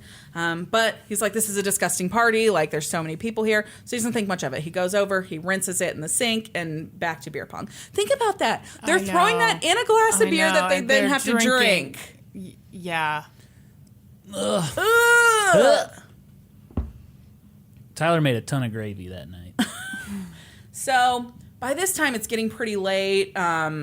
People are starting to leave. And one of those people is Mark, the 21-year-old that had gone on the beer run earlier. Yeah. So as he's getting ready to leave, Tyler asked him if they could speak privately. Oh, and boy. so they went outside. I need you to help me dump something. So they went out back, and there were kids out there smoking and whatever. And he's like, you guys got to go in the house. I need to talk. And so he pushes everybody inside, and then he turns to Mark, and he said, dude, I did some things. I might go to prison. I might go away for life. I don't know, dude. I'm freaking out right now. And Mark's like, what are you talking about? And he said, dude, I know you're not going to believe me. No one will believe me. I freaking killed somebody. And Mark's like, whoa, dude, if you killed somebody, that's your own business. Mm-hmm. Don't be telling me that sort of thing. I don't need to know. And he left. How could you have that reaction? I think that's a good reaction to just leave. Now, I would hope he would call the police Well, yeah. Yeah. right after. Right. But I think it's smart to be like, none of my business, because it might be a dangerous situation. Yeah, okay, that's fair. Yeah. So Mark leaves, and Tyler goes back into the party. As he's walking in, another group of people are walking out, like getting ready to leave. And he runs into one kid, and the kid's like, hey, thanks for having us over. Thanks for the party. Thanks for the beer. And Tyler responds to him, and he says, I just wanted to do something fun before I left. Okay. And the kid's like, where are you going? To prison. And Tyler says, I'm going to kill myself. And the kid's like, why would you do that? And Tyler says, because I did something really bad. And the kid's like, what did you do? It can't be that bad. Mm-hmm. And Tyler said, don't worry. If I get caught, I'll be in jail a long time. he just had to tell somebody, huh? Yeah, he couldn't. He could. So was he waiting kind of on him. repeated this thing with a couple of different people. Where he Right. was like made little like vague comments about how he was going away or how he was going to get in trouble or whatever. And then by around 1 o'clock in the morning, he found his friend Michael Mandel, or Mandel, Mandell, probably Mandel. And he asked him to go for a walk with him. So Tyler and Michael had been best friends since they were 8 years old. And for a lot of that night, they had been together, like they'd sat together in the living room while everything was going on. They'd played beer pong together, whatever. But while Michael had been kind of like chatting it up with everybody else, Tyler was always just kind of zoning out and staring off into the distance. And so the two of them go for a walk. They walk down to the block, like at the end of the street. And Tyler turned to Michael and he said, I killed my parents. And Michael just looks at him. He's like, yeah, right. And he said, Michael, I'm being real. I'm not lying to you. If you look closely enough at the house, you'll see the signs. Oh, whoa. Okay.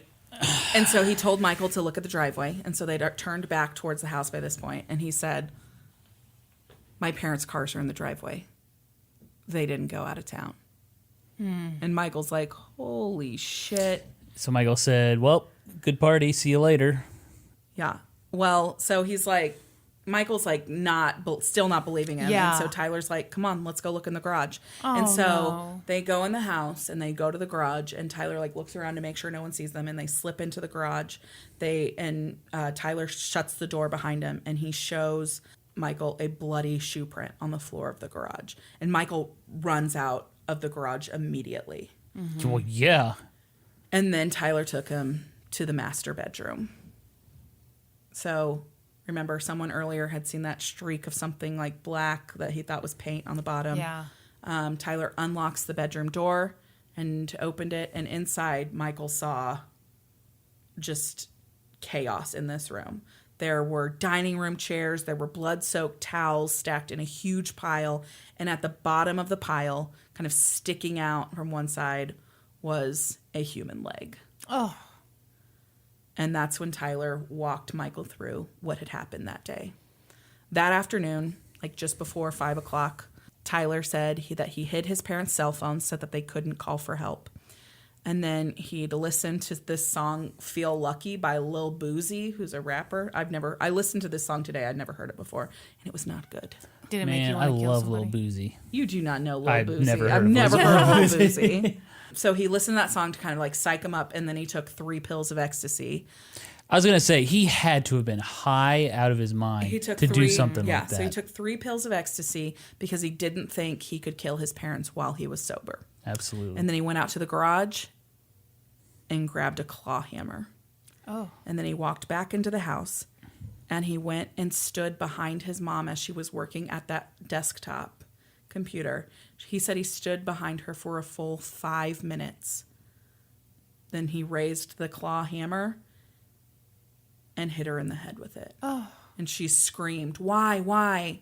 And he continued hitting her. And then upon hearing his wife's screams, Tyler's dad came running in, and he was a large guy. Yeah. But he was defenseless against Tyler's hammer. Yeah. And so Tyler beat him with the hammer as well. And Blake asked the same question. Blake was Tyler's dad. And he asked the same question, why? And Tyler shouted, "Why the fuck not?" as he beat his father to death with the claw end of the hammer. And he said he just repeated it over and over. Wow. Yeah. That's horrible. Tyler told Michael that when he was done, he wrapped towels around his parents' heads and then dragged them to their master bedroom and lay their bodies side by side. And then he spent the next 3 hours cleaning up as much as he could. And he just piled anything that had any blood or anything on it into that master bedroom. Yeah. But he couldn't clean everything. That's what those dark, gooey spots Is it were. fair to say there was blood everywhere? There was blood everywhere. Gosh. Sorry, I just lost my That's, place. This is so sad. Oh, it's terrible. He said after he'd cleaned everything up, it was like 8 o'clock. Remember, he posted that the party was on at like 8:15 on his Facebook. He said when he was done cleaning up at 8 o'clock, he took a shower, and then he stood and he stared at his reflection in his bathroom mirror, and he just laughed. And then he posted that the party was on. So, obviously, it sounds like as the night went on, he came down off of his high, and he realized what he had done. Yeah. Kiki. Kiki is in the She's bag in the of paper towel towels. bag. Look, she loves it. She was sleeping earlier. Should I leave her in this? Yeah, look how cute She's having she fun. is. Well, I think she's... I'll take her out. Just take her out.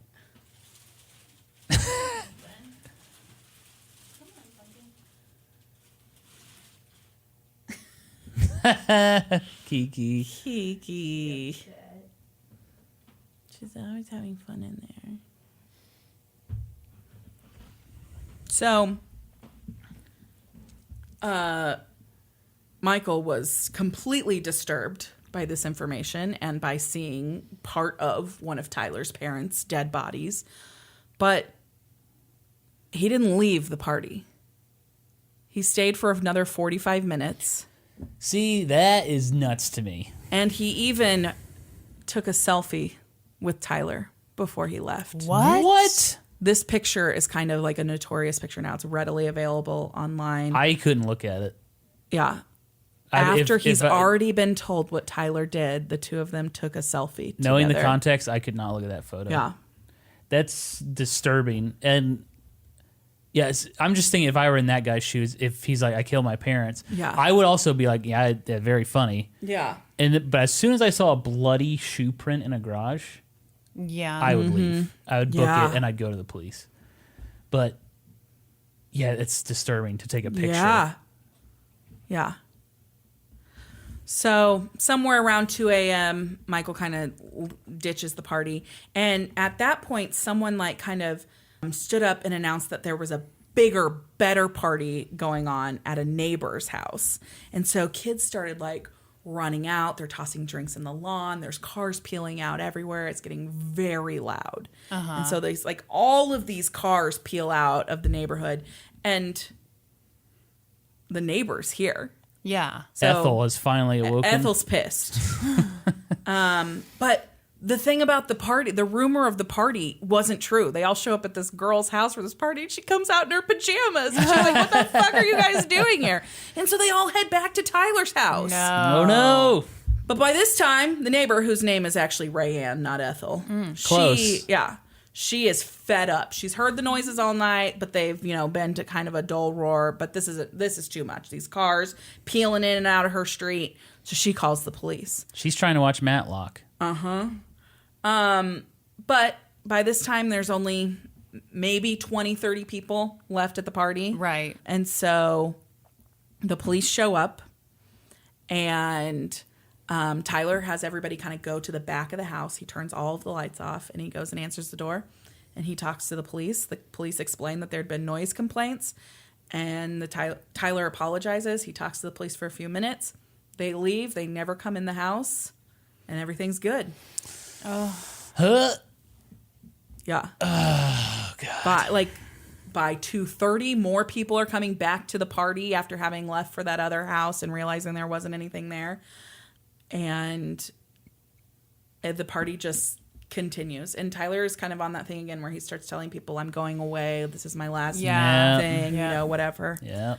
And at 4:40 a.m., Tyler posted another message on his Facebook wall. He said, "Party at my house again. Hit me up." And maybe Tyler would have had another party that next day. Maybe more people would have come over that next night. But at that exact moment, the police were outside his front door. Because when he had left the party, Tyler's best friend, Michael, had called the Crime Stoppers hotline. Yeah. And told them what Tyler had done. Good for him. Yeah, good job. Still messed up you took the selfie. Yeah. But thank God Yeah. he did the right thing. So it was like 4:32 a.m. when police came to the Hadley home. They came in kind of from both sides, and they weren't really sure what to expect. And so 2 officers went up and rang the doorbell. And I think there were other officers stationed kind of around the house in case anything went wrong. And so at approximately 4:32 a.m., police show up outside of the Hadley home. 2 officers kind of come in from opposite directions. They don't know what to expect. They know that there's been a party going on. They know there's been a lot of drugs. And so they kind of get a view inside the house. I believe there were other officers stationed around just in case anything went wrong. They didn't know if he was dangerous. They believed he had killed his parents. Who knows what else he could be capable of. Yeah. And so they observe him through the front window of the house, just pacing back and forth. And then he starts picking up stacks of books and throwing them in a different part of the house. And so finally they're like, we just got to take care of this. And so they ring the doorbell, and Tyler kind of walks back and turns the lights off in the house before he comes up and answers it. And so finally he answers the door, and they said it was very clear that he, was on drugs. His pupils were dilated. He had, just a very wide-eyed look about him, and he wasn't blinking. They asked him to come out of the house, and he did. And then they had him, get on the ground, and they handcuffed him. He still had on his black shirt, black shorts, black shoes. But when they'd opened the door, he was holding one of his arms behind him. And so they thought he might have had a weapon. So they had him put his hands up. Finally, they get him handcuffed, whatever. And they ask him if there's any adults in the house. And he says no. And he said, just do it. I know I'm going to Rock Road, which is kind of what they call, I think it's either juvie or just the county jail, somewhere he was familiar with. And so he's like, I know I'm going to Rock Road, just take me there. But they don't.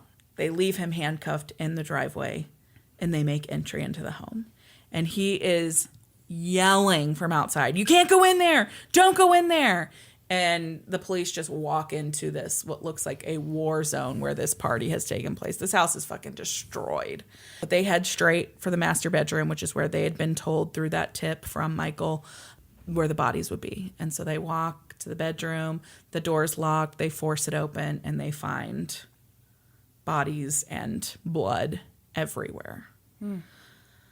So Tyler was arrested and charged with first-degree murder of both of his parents.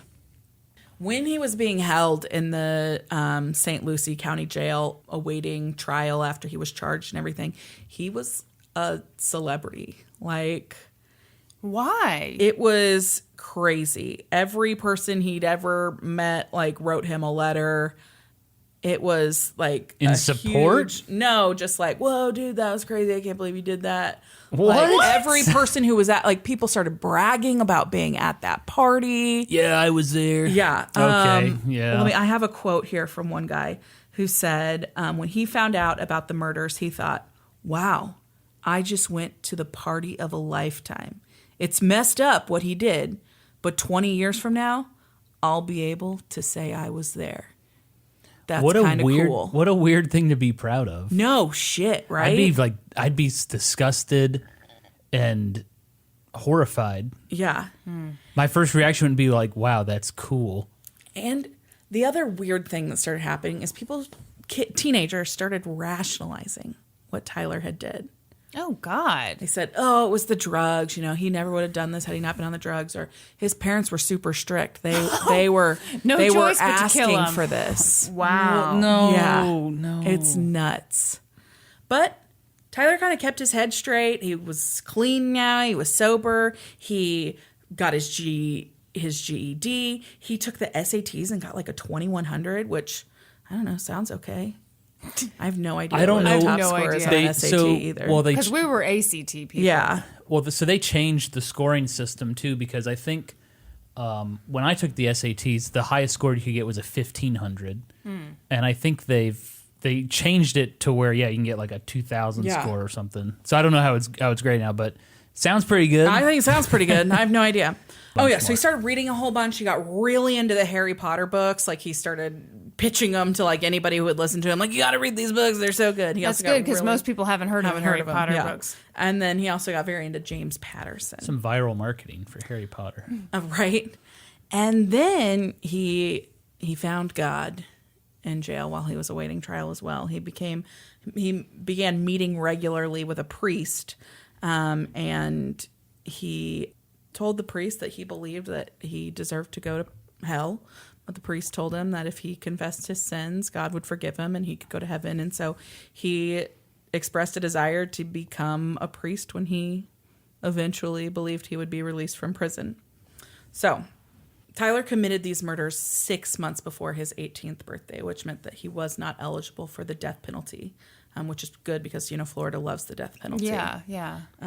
Good if you don't believe in the death penalty. Yeah. And he's a 17-and-a-half-year-old kid, so probably not. Isn't it crazy how 6 months he'd months, be tried yeah. as an adult? Yeah, if he was 18, he absolutely would have faced the death penalty. Well, and they're going to try him as an adult, right? yeah, but he can't be. Well, yeah. He'll of be course. tried as an adult, yes, but he But- cannot. He cannot get the death penalty because he's Yeah. under 18.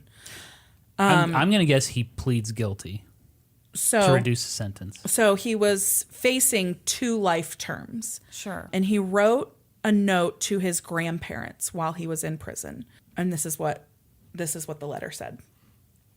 I was just living my life as a normal 17-year-old kid, and the next thing I know, I'm in the middle of St. Lucie County Jail.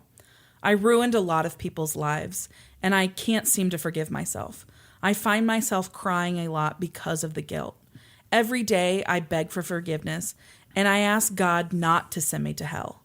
I don't want to go there. Father Michael told me that if I just confess my sins and repent, then God will forgive me for everything. I just can't get rid of all of this guilt. It's swallowing me whole. I'm extremely nervous that I'm going to get a life sentence. It's making me pretty depressed. I want to say I'm really sorry for all the grief I've stirred up. I know everyone thinks I'm a psychopath and all, but I'm really sorry for everything. I've been praying every day for forgiveness and for a decent plea offer. I should get one since it's my first offense. I feel extremely bad for Ryan. Ryan is his brother. He had an older brother who had just moved away for college to North Carolina. And he said, I feel extremely bad for Ryan, and especially you, my grandparents, and my other grandparents for the grief I've caused. I feel like Ryan doesn't love me anymore, but I know he does, and he's just going through a rough time. It's so hard going through this. I'm scared, and I feel so alone. No, I say no to all of that. I know, right? That was a whole lot of me. Yeah. I feel so guilty. Yeah. Pull your head out of your ass. I mean, you should feel guilty. Well, but here's the thing. Here's the thing. When you're writing a letter to the parents Of and the people you parents-in-law of the murdered. Oh, no, I it's- get it it. shouldn't be about, well, I sure hope I get a plea deal. I hope, I'm feeling really sad. I don't like it. I don't like it. No, it's horrible. Yeah. I think it needs to be more about what you did and why you're so sorry. Yeah. And, what And he you- should accept whatever comes to him. Yeah. So Not be like, oh, God, I hope I get off I hope Yeah. I get a easily plea with deal. this. So, It's I like- mean, you were right, Norm. He's holding out for a plea deal. He Yeah. thinks he's going to be able to get off lighter because it's his first offense. You murdered both of your fucking parents. Yeah, really, like, And also, it like, there, like, no real motivation either. It was just like a cold-blooded murder. well, Yeah. you heard he had to do it because they were strict. Yeah. That's not right? a reason. Yeah. See, So- with your mom, you just called her a bee in your diary. Oh, yeah. Right. You yeah. didn't, you didn't hit her with a claw hammer. And then I felt guilty about it afterward. So I wrote a little note saying it was an overreaction. Yeah. So he held out for that plea agreement and it never came. Of course. Why would it? He ended up pleading no contest, which means basically he won't admit guilt, but he agrees that there's plenty of evidence to convict him. Okay. And a hearing, so when you plead no contest, a hearing was held to determine sentencing. So the judge would sentence him. So there's no jury trial. There's no jury or anything like that. And so a hearing was held like to give all the evidence, and the prosecution gave their recommendation for what he should be sentenced to. And ultimately in 2014, a judge sentenced him to life without the possibility of parole. Yeah. Yep. That's what he should get. However, Oh, my gosh. in April of 2016, his sentence was overturned. An appeals court determined that the lower court, that the judge did not consider the possible alternatives to a life sentence. And so they determined that he needed to be resentenced. And so another sentencing hearing was held. And in December of 2018, Tyler was again sentenced to life in prison, this time with the possibility of parole. But he has 2 life sentences. His parole is when's being that gonna eligible for start? parole. He'll be like, What's know, like a life 80 years sentence old, is 40 years. 45 years? yeah. So I think it's like minimum of 25 before you're eligible. If you've got 2 life sentences, so 50 years. So maybe by the time he's 70, he'll be eligible for parole. He'll never be paroled. And I don't think he should be. I don't think so either. No. Yeah. That note that you read Yeah. to me said it all. Oh, yeah. Just And pleading no contest instead of Pleading guilty. Yeah. You killed your parents. Yeah. it always weighs on me like the value of a life and like taking somebody's life and how unfair that is. And he killed 2 people. Yeah. And 2 people who loved him unconditionally. His parents. killed his parents. The fact that they were screaming why Yeah. when he was doing it, I mean, that's Yeah. horrible. Yeah. Yeah. To take somebody's life. Yeah. So his best friend, Michael, the one who called the police and turned him in, he said that this has ruined his life as well. Of course. Yeah. Because he had to see all of that. He had to do that. And then also, he's forever known as the best friend of the guy that killed his parents.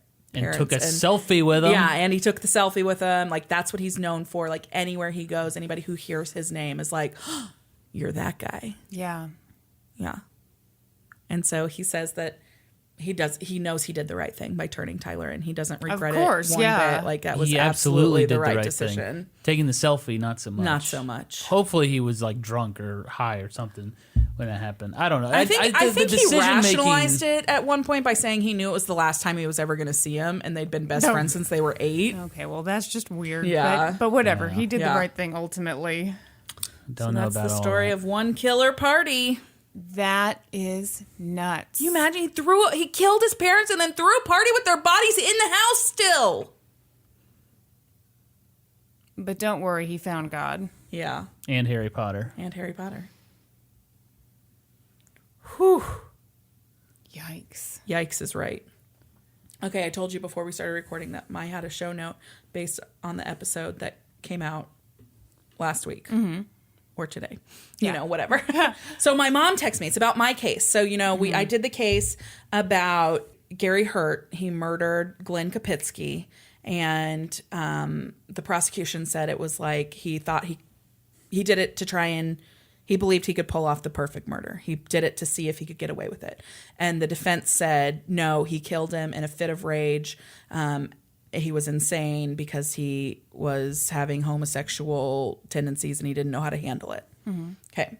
So what my mom said was, if Gary killed Glenn in rage over his homosexual act, he wouldn't have been bragging about it all over town. I kind of agree with that. I don't. You don't? No, I think that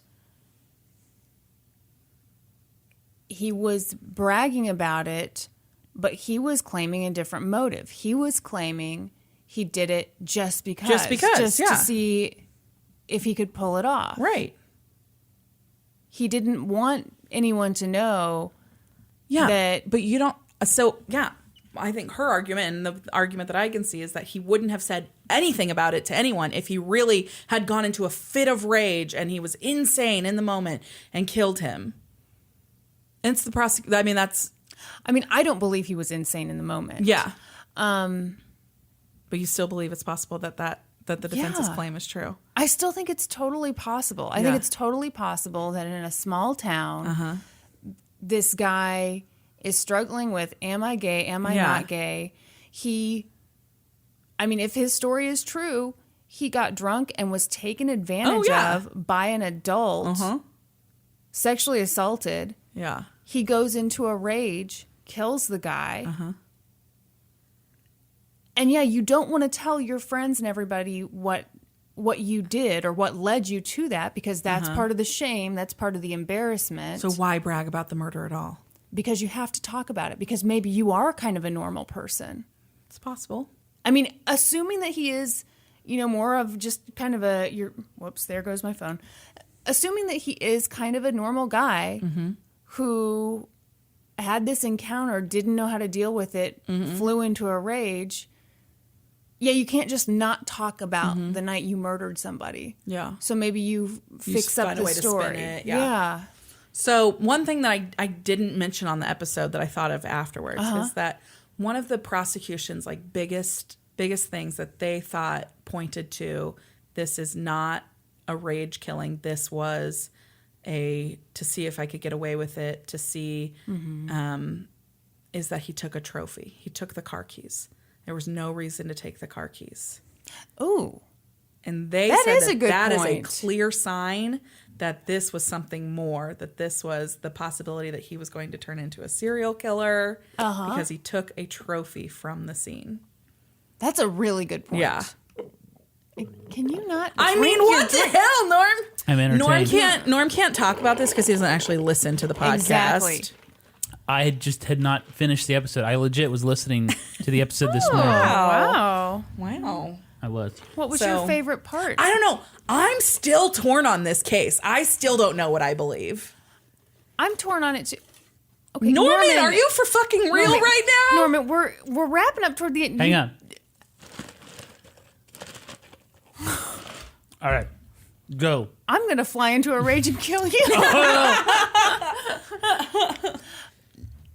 I think the argument about taking the trophy That's is a great big. argument. Yeah. And I still wonder about the timeline. Yeah, I agree. Because if the argument was he got crazy drunk. I mean, what was it? 15 shots, 6 rolling rocks. Then you're goes combining what Brock Turner drank and what Gary Oh, Hurt drank. I'd be dead. Oh my God. He didn't have Rolling Rock? That was Brock Turner Oh drank. God, okay. Wait. Brock Turner drank Rolling Rock? Yeah. Ugh. And So all that. gross. But anyway, it doesn't matter. So he drinks a ton. Yeah. He drinks a ton. Goes and runs into Glenn somehow, and they go back to Glenn's house and have some kind of homosexual. Then he sobers up, and in that very same night goes back and kills. No, I don't buy it. I don't buy it. That's not enough time to sober up. That's no. You know, it'd be a good, But it could have happened. That timeline might not be correct. The timeline might be what you think. Well, I mean, if I'm only saying that the timeline works with what the defense. Hold on. I only buy the defense's theory if the timeline was they have that sexual encounter.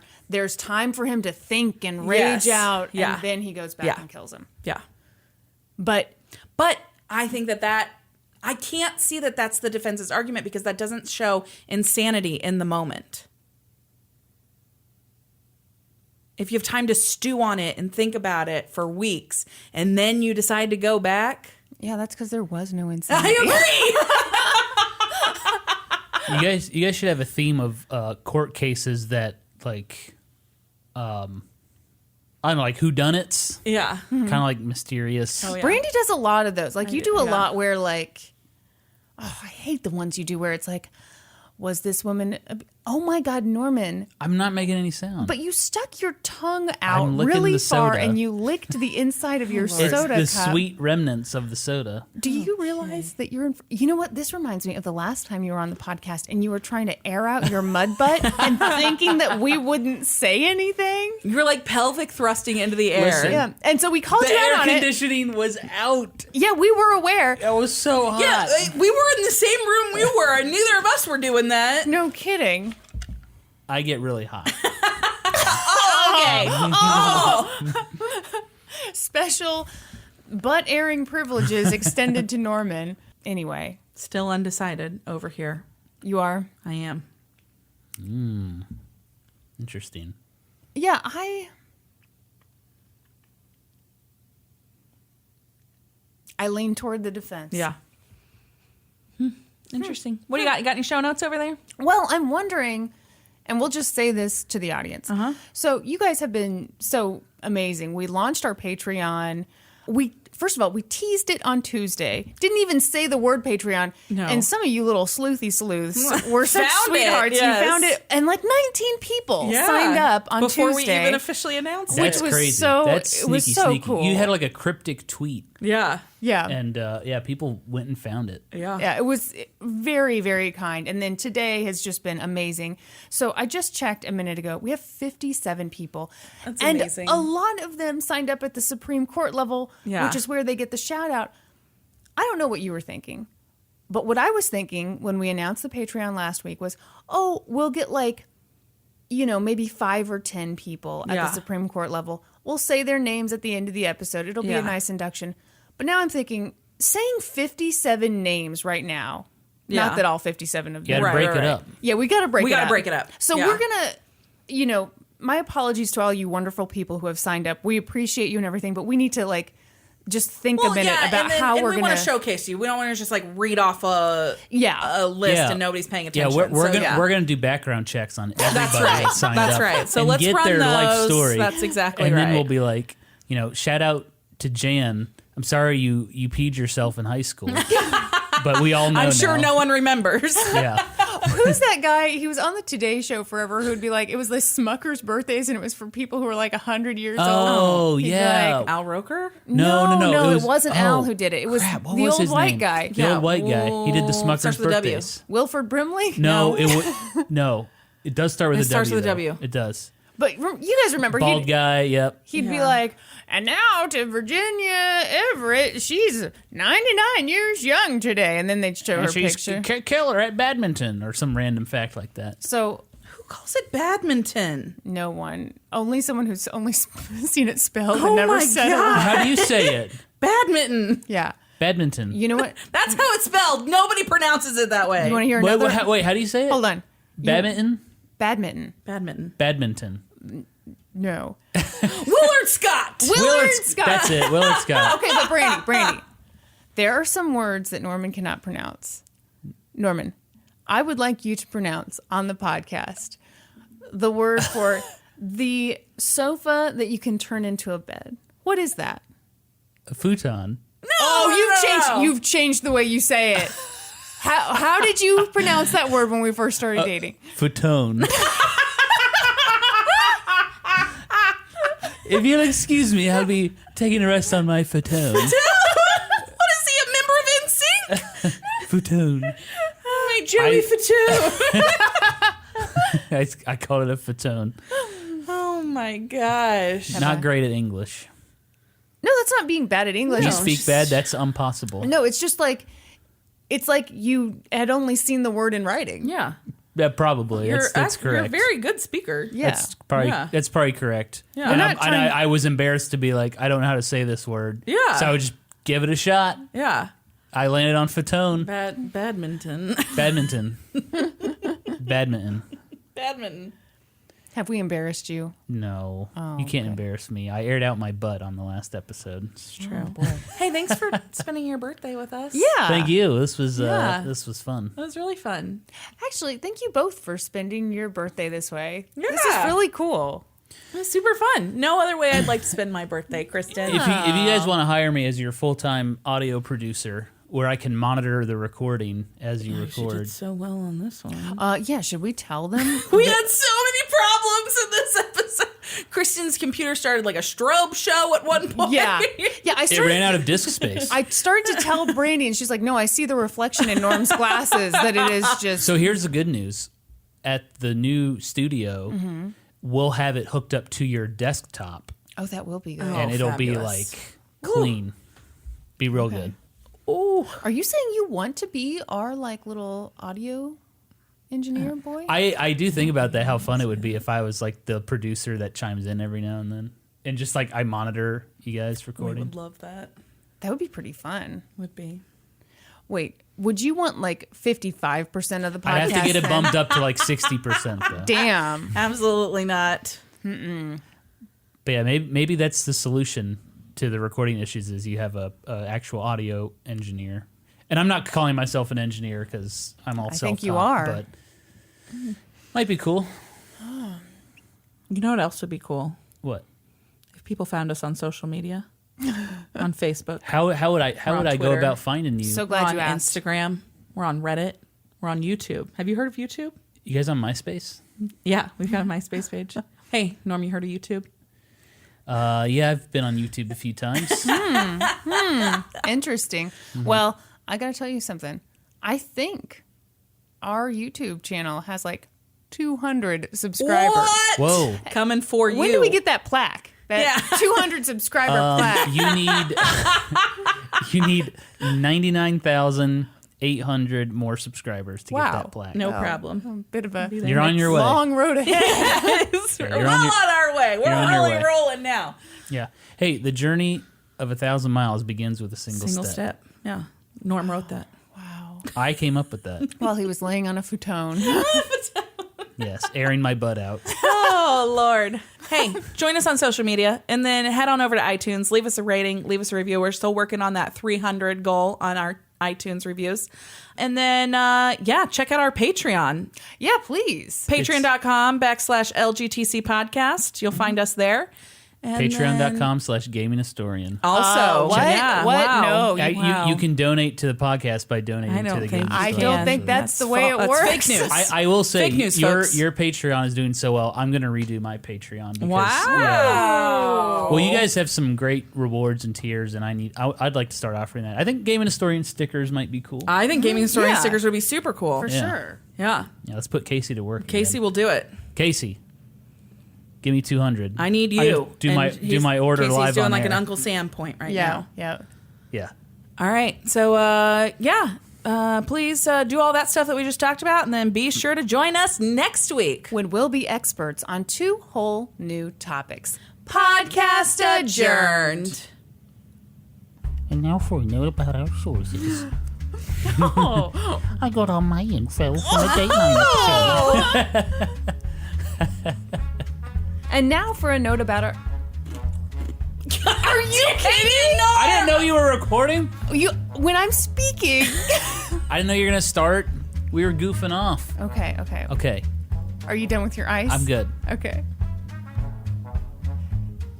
And now for